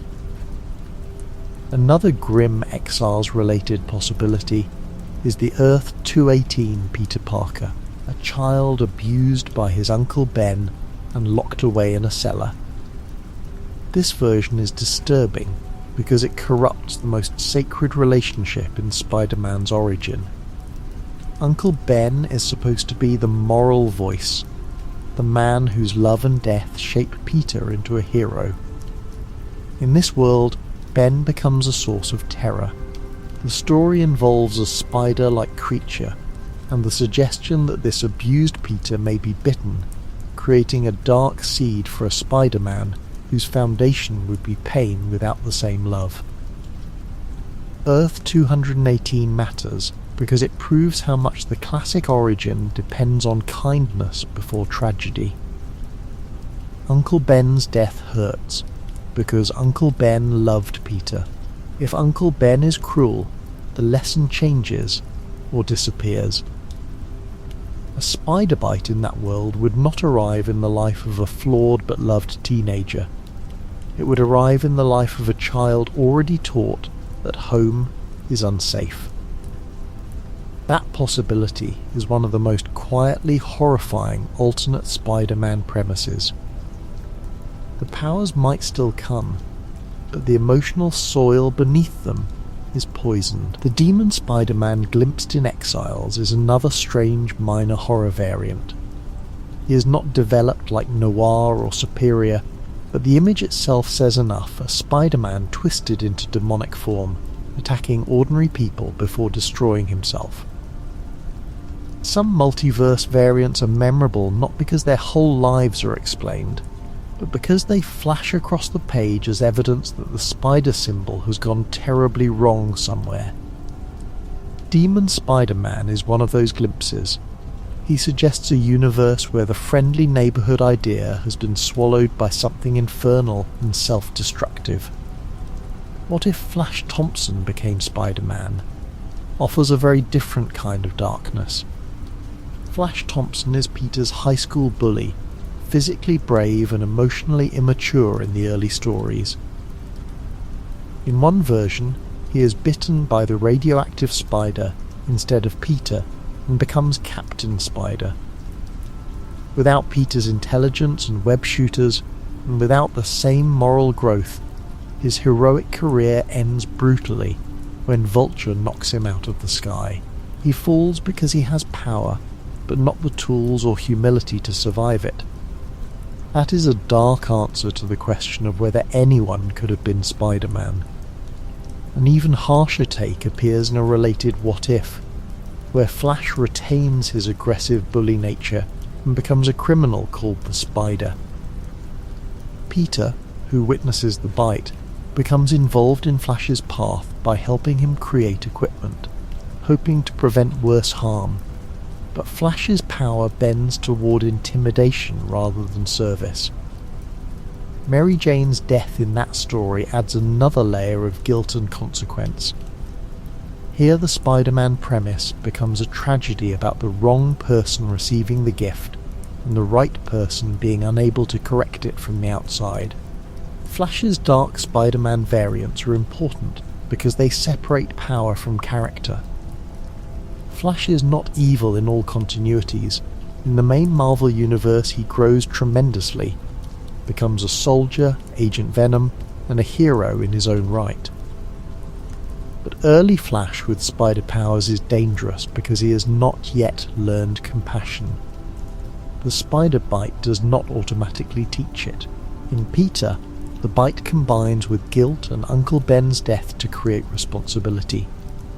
In Flash, depending on the version, the same power can create recklessness, death, or bullying on a larger scale. What if the Punisher became Spider-Man? Creates a fascinating and violent fusion of Spider-Man's origin with Frank Castle's methods. In that reality, Peter Parker wears a black costume marked with a skull and modifies his web shooters into bullet-firing weapons. He kills criminals, including Norman Osborn when Gwen Stacy is endangered, and ultimately chooses to abandon the Spider-Punisher identity for a normal life. The image is stark: Peter Parker with the Punisher's symbol, Spider-Man's agility and lethal intent. Spider-Punisher is dark because he shows how easily the no-kill rule changes the entire emotional meaning of Spider-Man. A Peter who kills Norman and saves Gwen may seem, in the moment, to have solved one of the main universe's greatest tragedies. But the cost is the replacement of Spider-Man's mercy with execution. The story's later movement, where Frank Castle finds the abandoned suit after his own family's death, suggests that the costume itself becomes an inheritance of violence. Peter can step away, but the dark symbol remains waiting for someone else. This version is especially interesting because Peter does not remain lost forever. He recognizes the darkness of what he has become and leaves it behind. That makes Spider-Punisher less like Patton or Zombie Peter, and more like a version who brushes the edge, takes lives, and then tries to reclaim ordinary humanity. The story does not erase the killings, though. It leaves behind the unsettling fantasy that maybe Peter could save Gwen by becoming harsher. That fantasy is exactly why it is dark. It offers emotional satisfaction through a method the main Spider-Man must refuse. House of M Spider-Man is another unusual dark version, because his life begins as a dream. In Wanda Maximoff's altered reality, Peter is a beloved celebrity, married to Gwen Stacy, with Uncle Ben alive, Captain Stacy alive, and a child of his own. The public believes he is a mutant in a world where mutants rule. On the surface, this is Peter's wish fulfillment. He has fame, family, love, and the dead restored. But the dream is built on a lie. Peter is not a mutant, and when the truth comes out, his public life collapses violently. The darkness of House of M Spider-Man lies in the cruelty of giving Peter everything he lost and making it unstable. He remembers or dreams fragments of the main reality, deaths, guilt, and pain that should not exist in his new perfect life. His Green Goblin persona in that world becomes a way for the buried truth to erupt. When Jonah Jameson exposes Peter's non-mutant origin, the society that adored him turns ugly. A boy is beaten for wearing a Spider-Man shirt. Peter's happiness becomes a trap because it depends on a false identity inside a supremacist world. House of M Peter shows that even a world built from desire can become dark if truth is buried underneath it. Peter gets Uncle Ben, Gwen, fame and family, but not peace. The main Peter's suffering is replaced by a different horror, the fear that his whole life is fraudulent, that love and status can vanish when society changes its category for him. This is not the darkness of blood or mutation. It is social darkness, identity darkness, the nightmare of being loved only because people believe a lie about what kind of person you are. What if? Kraven had killed Spider-Man takes the already dark Kraven's Last Hunt idea and removes the safeguard. In the original story, Kraven shoots Peter with a tranquilizer, buries him alive, impersonates Spider-Man, and tries to prove that he is superior. Peter survives. In the What If version, Kraven uses real bullets and kills him. Kraven then assumes Spider-Man's place more completely and the horror deepens into desecration. The spider symbol is worn by the man who murdered Spider-Man. Craven as Spider-Man is dark because it turns the costume into a trophy. Craven does not want to be Spider-Man out of responsibility. He wants to conquer what Spider-Man represents. He wants to prove that the spider was only prey, that the hunter can wear the skin of the hunted and do the job better. In the normal Craven's Last Hunt, this impersonation is already disturbing, because Craven's Spider-Man is brutal and loveless. In the What If version, the absence of Peter makes the theft final. The hero is not buried alive. He is buried dead, and the city is left with a predator in his mask. Craven's Last Hunt itself belongs near the darkest Spider-Man stories, even though Peter does not become a different version. For 2 weeks, the world effectively has a dark replacement Spider-Man. Craven moves through New York as the Spider, beating and killing criminals in ways Peter would not. The city sees a version of Spider-Man without Peter's mercy. The story's power comes from the contrast. Peter crawls out of the grave because of love, especially Mary Jane. Craven wears the costume because of obsession. One man rises from burial toward life, the other walks deeper into death while claiming victory. The death of Jean de Wolfe is another main continuity story that nearly creates a darker Spider-Man. After Jean de Wolfe is murdered by Sin Eater, Peter becomes furious enough that Daredevil has to stop him from beating the killer to death. This is not an alternate version, but it is an important doorway. It shows that the main Peter can reach the edge without symbiotes, clones, or dystopian timelines. All it takes is grief, rage, and the sight of someone who deserves punishment in front of him. Daredevil's presence matters because another hero has to pull him back. That story is useful when thinking about dark Spider-Men, because it proves the ingredients are already there in Peter. He is not gentle because he lacks anger. He is gentle because he fights the anger. The darker variants are often worlds where no one stops him, no one reaches him, or the voice that should remind him of mercy arrives too late. Daredevil stopping Peter in the death of Jean de Wolfe is one of those small moments that protects the entire future. Without it, Last Stand or Spider's Shadow suddenly feels closer. The new Ultimate Spider-Man from Earth 6160 offers a modern, quieter kind of darkness. In that universe, the Maker interferes with history and prevents many heroes from becoming who they were meant to be. Peter Parker is not bitten as a teenager. He grows into adulthood, marries Mary Jane, has children, and works at the Daily Bugle with a strange feeling that something is missing.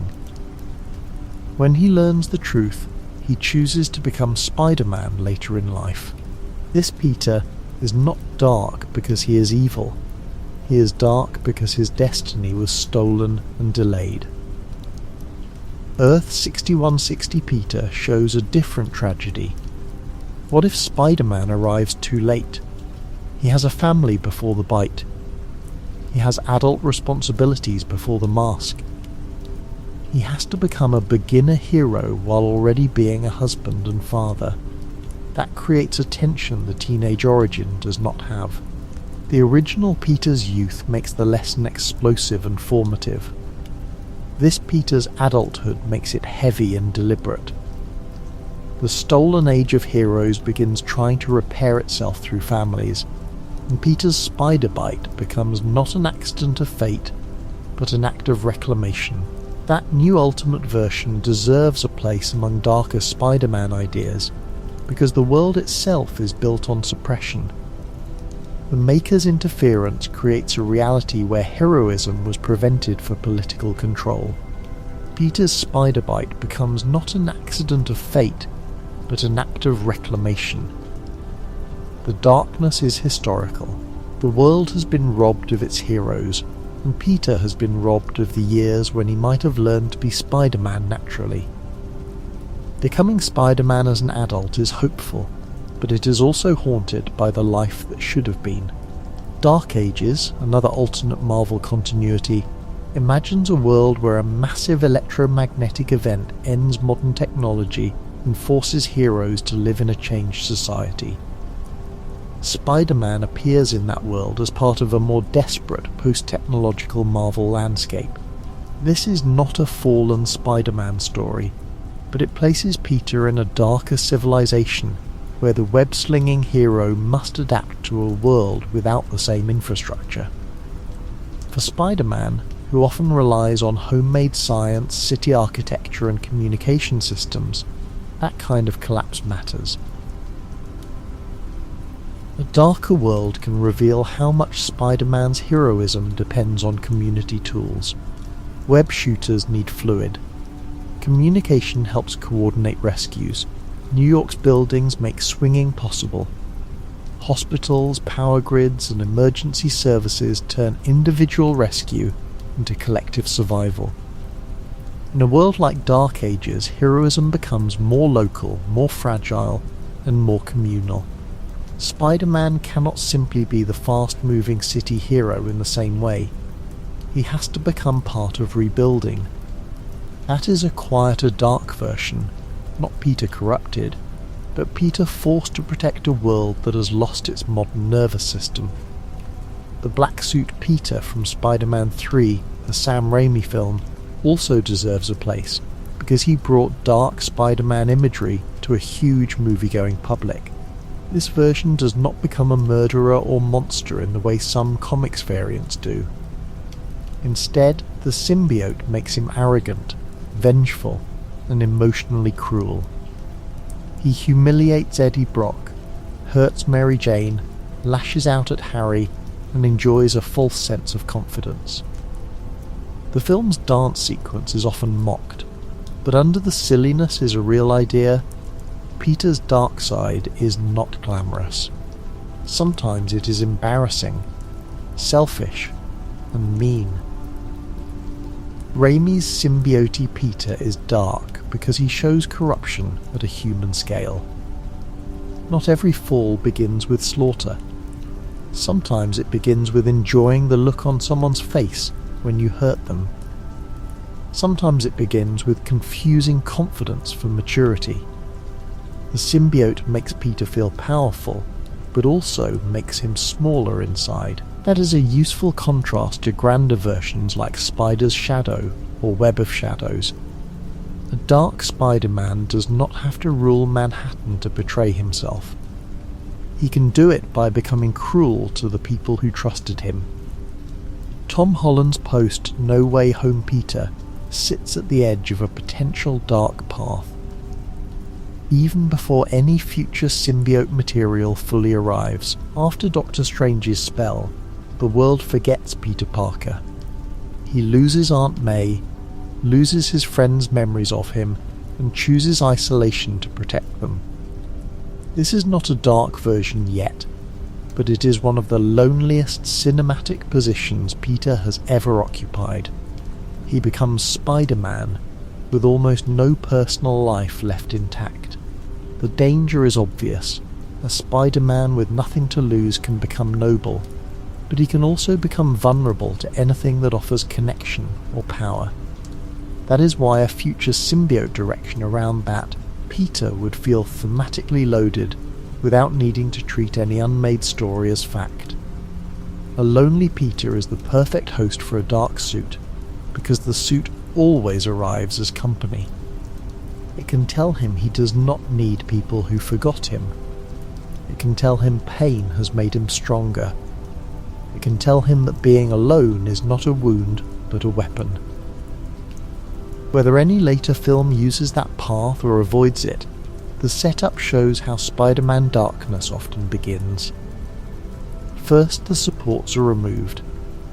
Then, something black and helpful reaches out. Spider-Man stories involving Mephisto, especially One More Day, are not dark variants in the visual sense, but they create one of the darkest moral wounds in Peter's continuity.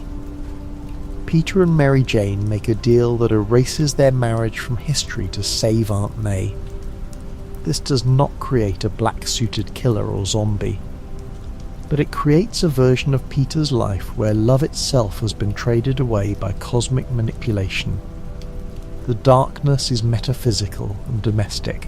Spider-Man wins one life back and loses a shared future. One more day matters here, because many dark Spider-Men are created when Peter tries to escape consequence. Save Aunt May at any cost.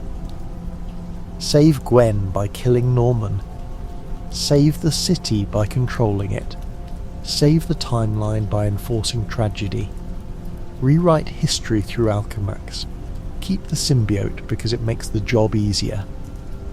These impulses are different, but they share a fear of loss. One More Day shows that even the main Peter can be pushed into bargains that leave spiritual bruises. Not every dark version wears claws. Some wear an ordinary life with something missing. Kindred, from Nick Spencer's Spider-Man run, also circles the darkness created by hidden guilt, deals, and broken continuity. The story is complex and controversial, involving Harry Osborn, demonic manipulation, and punishment for Peter's choices. Whether one likes the execution or not, the emotional idea belongs to the darker Spider-Man pattern. Sins and bargains do not vanish just because reality has been rewritten. They return wearing masks. Spider-Man's life is full of attempts to protect loved ones by bending rules, and the darkness often comes when those bent rules snap back. Kindred's importance in this context is that the past becomes a tormentor. Dark Spider-Man stories often work like that. The symbiote returns. Clones return. Craven's legacy returns. Gwen's death returns through guilt. Uncle Ben returns as memory or absence. Mary Jane's loss returns in rain. The bite returns as mutation. The multiverse returns as dead variants. Spider-Man can swing forward, but the web behind him is never fully cut. Sometimes the darkest version is simply the one who gets tangled in it until he cannot move. Dark Web pushes Chasm further into that nightmare by pairing Ben Reilly with Madeline Pryor, the Goblin Queen, another clone defined by rejection and stolen identity. The parallel is not subtle, but it works. Ben and Madeline are both copies in worlds that keep insisting they are less real than the people they resemble.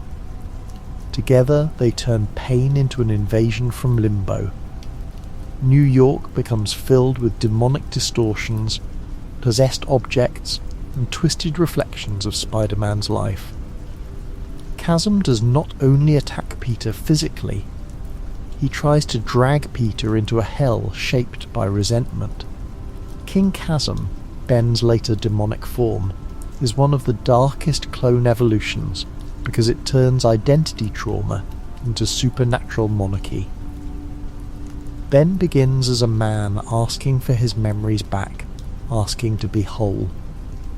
By the time he becomes King Chasm, that wound has inflated into something monstrous.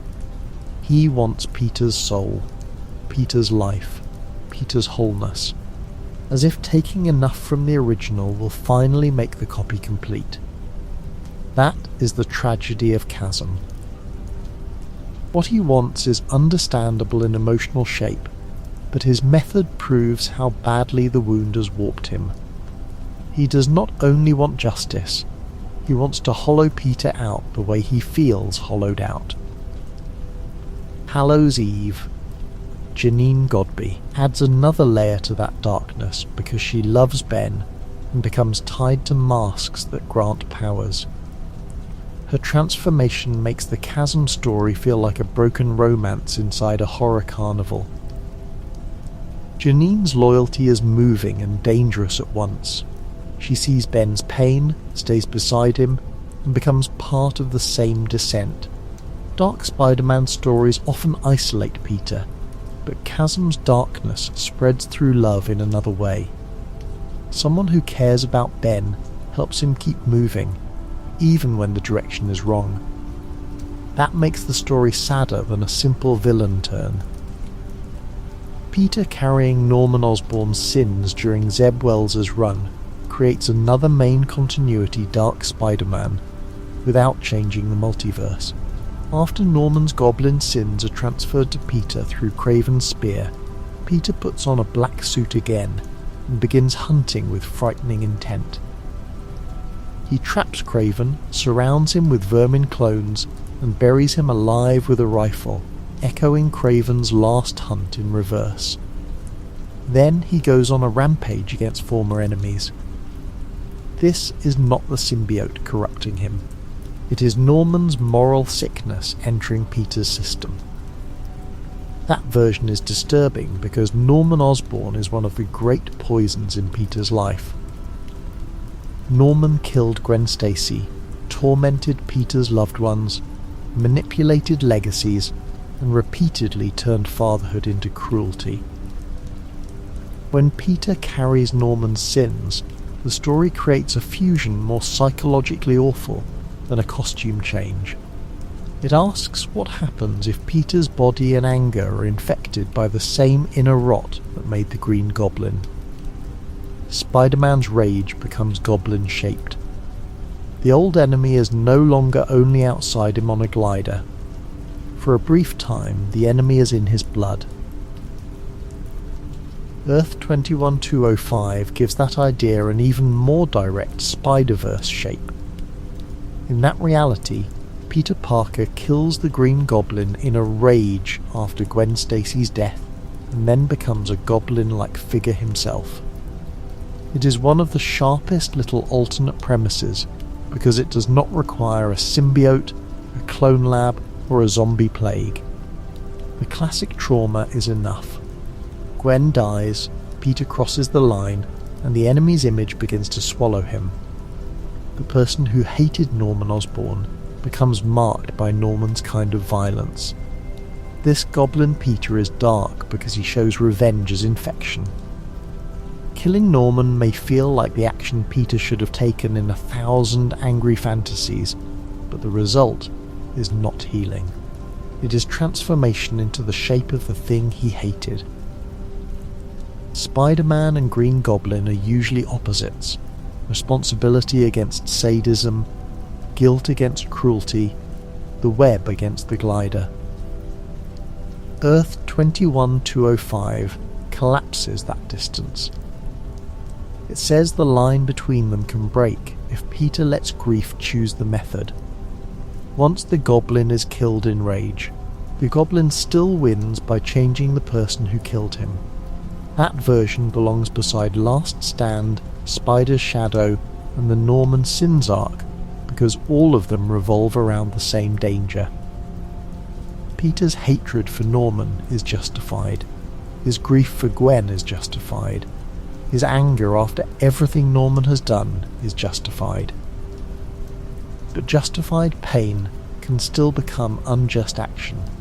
That is one of Spider-Man's hardest truths. The story does not ask whether Norman deserves punishment. It asks whether Peter can survive becoming the Punisher. Earth 21205 answers with one of the bleakest images possible.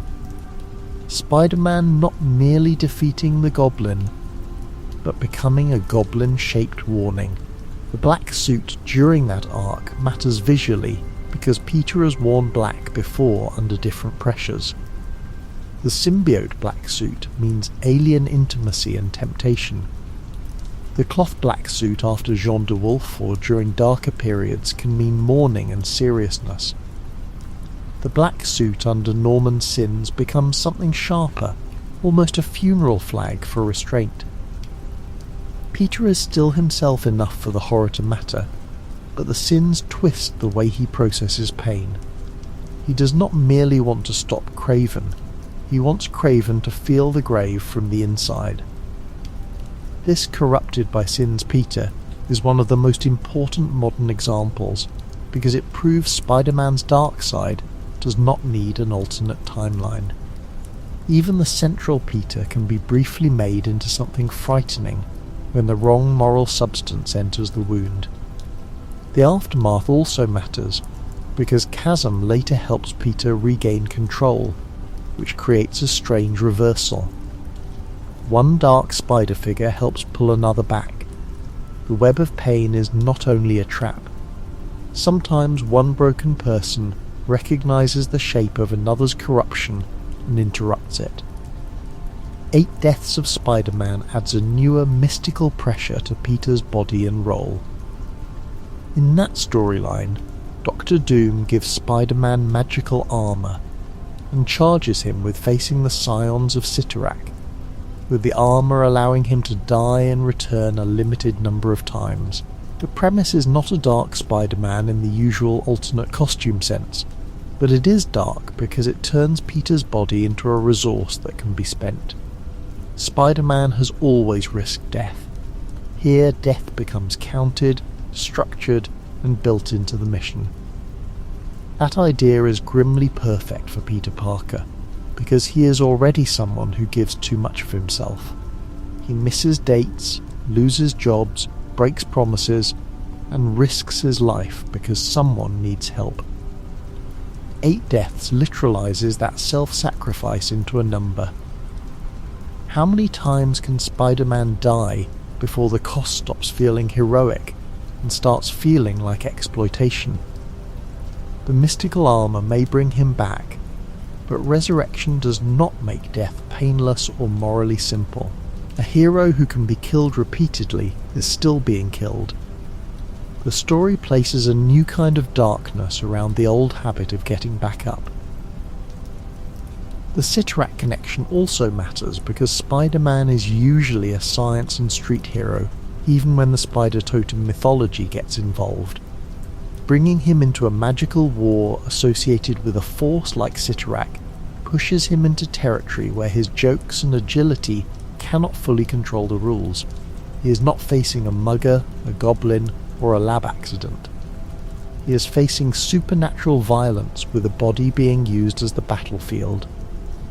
That kind of story darkens Spider-Man by making responsibility feel almost ritualized. He is not only choosing to risk himself, he is being asked to die in installments. Even the light-hearted Spider-Ham has dark shadows by contrast. Peter Parker is absurd, funny and cartoonish, but his existence inside Spider-Verse events places comedy beside slaughter. When the Inheritors hunt Spider-People, the sillier variants are not immune. The tonal clash reminds us that the multiverse does not protect a version just because it is cute or ridiculous. A pig Spider-Man can stand beside Noir 2099 and Peter Parker because the spider symbol connects them all. That connection is funny until predators follow it. The same is true for Lego Spider-Man, animated Spider-Men, game Spider-Men, and brief cameo variants. Spider-Verse turns every adaptation into a life within the web, and that gives a strange darkness to the idea of adaptation itself. Every version made for joy, comedy, nostalgia or play can be imagined as vulnerable in the larger myth. The web is inclusive, but inclusion means shared danger.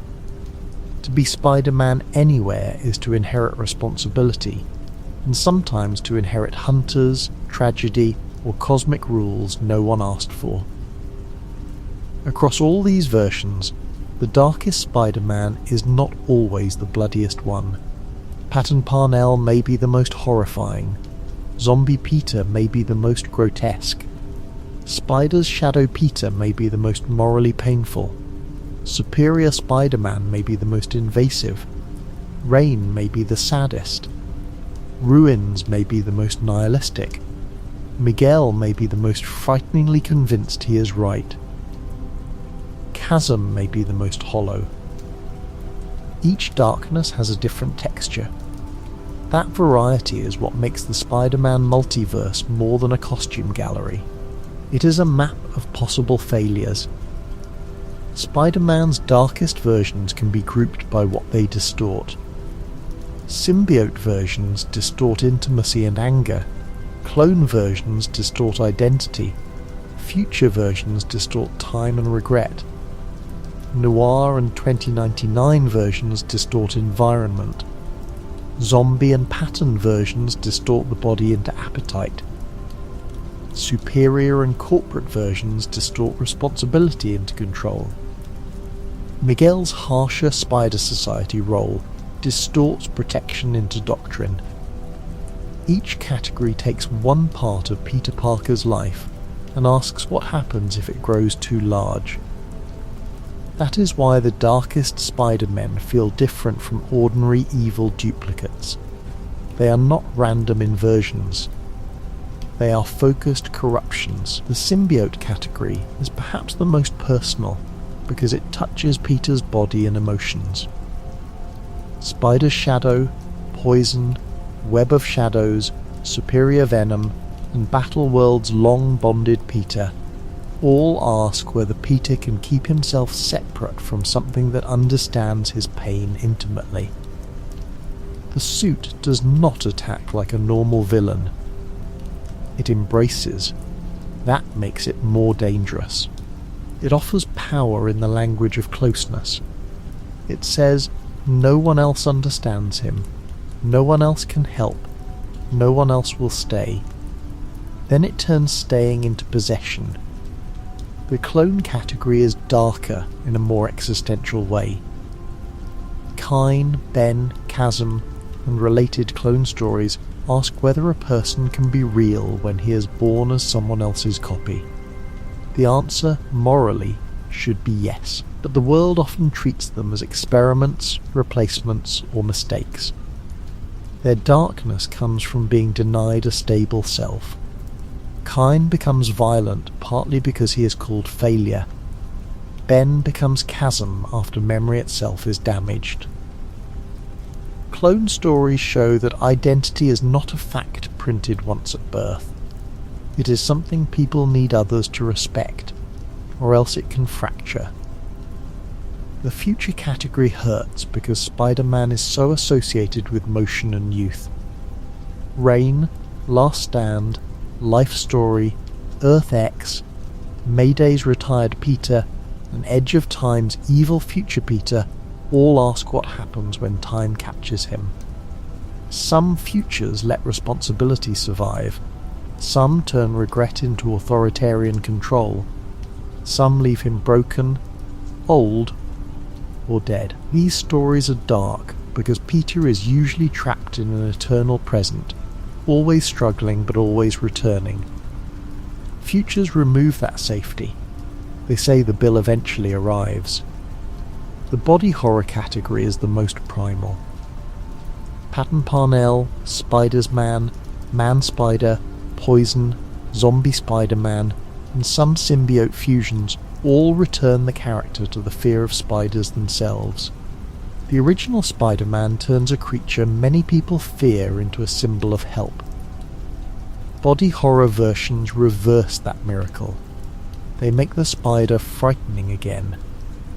Legs, fangs, webs, hunger, swarms, cocoons and mutation replace jokes and responsibility. The human being disappears under the animal image, and suddenly the mask no longer feels like a costume. It feels like a warning. The authoritarian category may be the most intellectually disturbing. Superior Spider-Man, Miguel's rigid film persona, corporate Ben under Beyond, Edge of Time's future CEO Peter, and Web of Shadows' symbiote ruler all show versions where Spider-Man tries to solve the world through control. This is dangerous because Spider-Man is smart enough to make control look reasonable. He can build surveillance networks, predict crime, command teams, or use overwhelming power. But the original lesson was never with great power comes great control. It was responsibility. Responsibility requires humility. Control often kills it.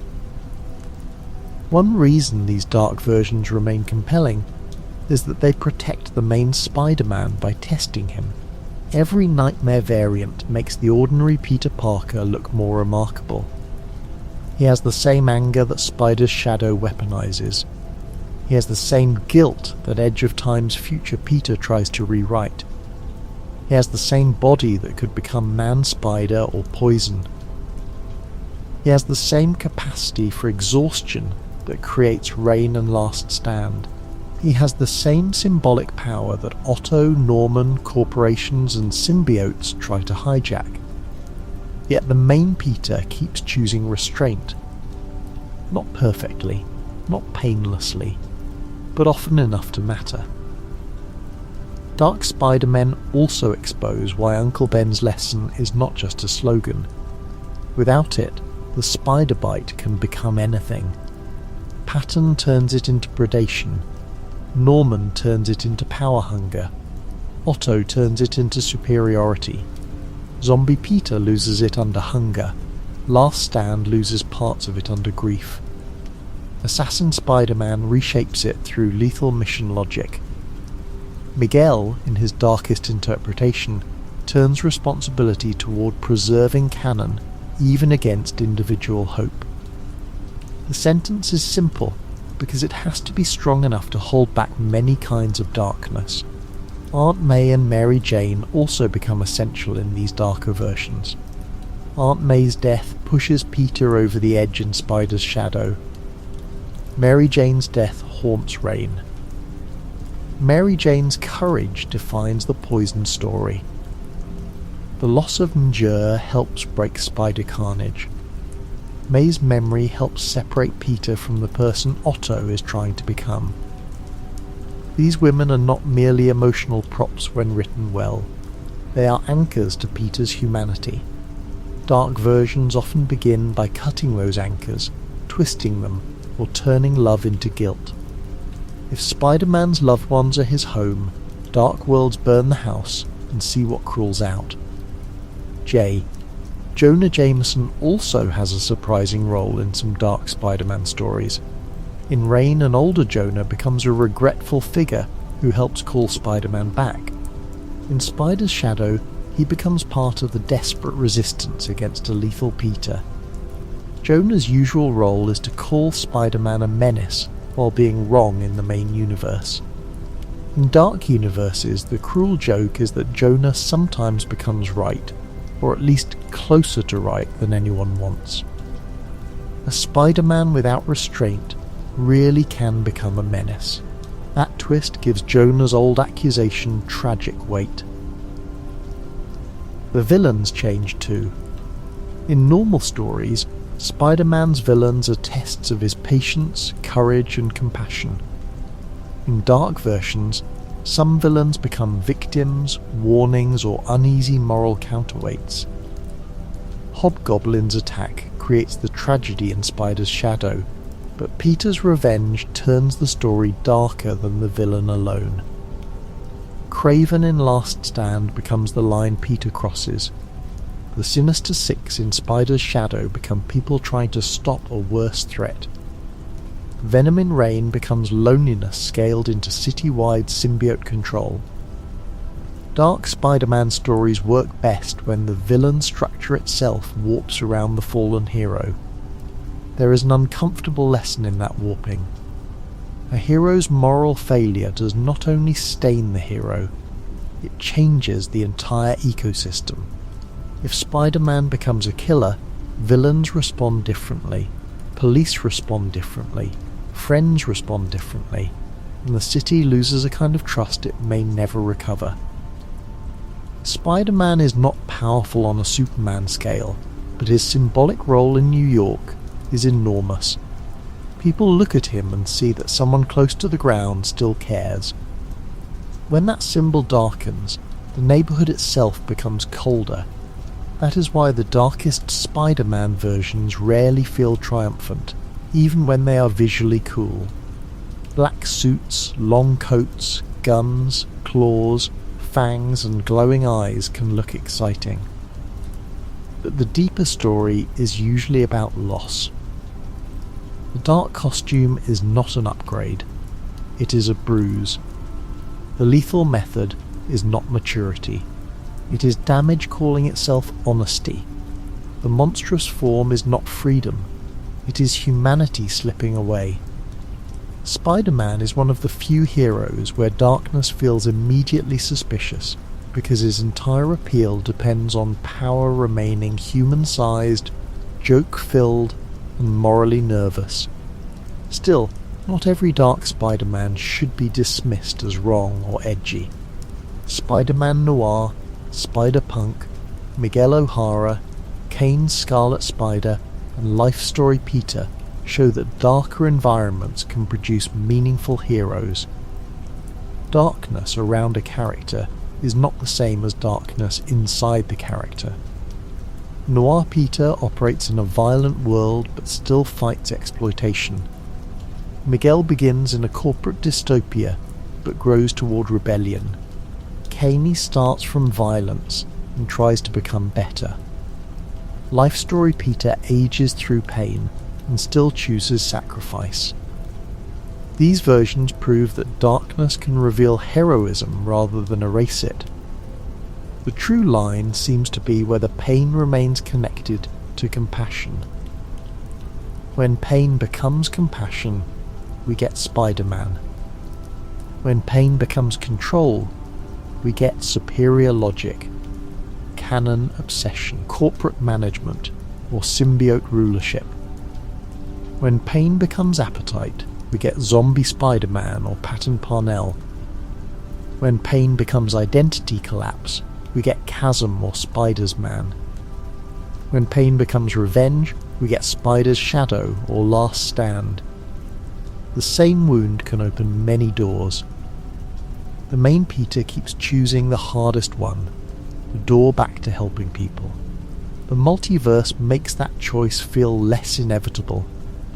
If there are thousands of spider people, then no single path is guaranteed. Some are heroic, some tragic, some monstrous, some ridiculous, some brief, and some old enough to watch their own legend fade. That is the beauty and horror of Spider-Verse mythology. It says Spider-Man is an idea that can be translated endlessly, but translation is risky. Change the world, change the mentor, change the loss, change the bite, change the suit, change the person, and the result may no longer be friendly at all. In the end, the darkest versions of Spider-Man are not just scary variations for shock value. They are stress tests for the original. Zombie Spider-Man asks whether guilt can survive hunger. Spider's Shadow asks whether grief can survive power. Superior Spider-Man asks whether efficiency can replace morality. Noir asks whether hope can work in a corrupt world. Rain asks whether responsibility can outlive youth. Last Stand asks whether Peter can resist becoming what pain wants.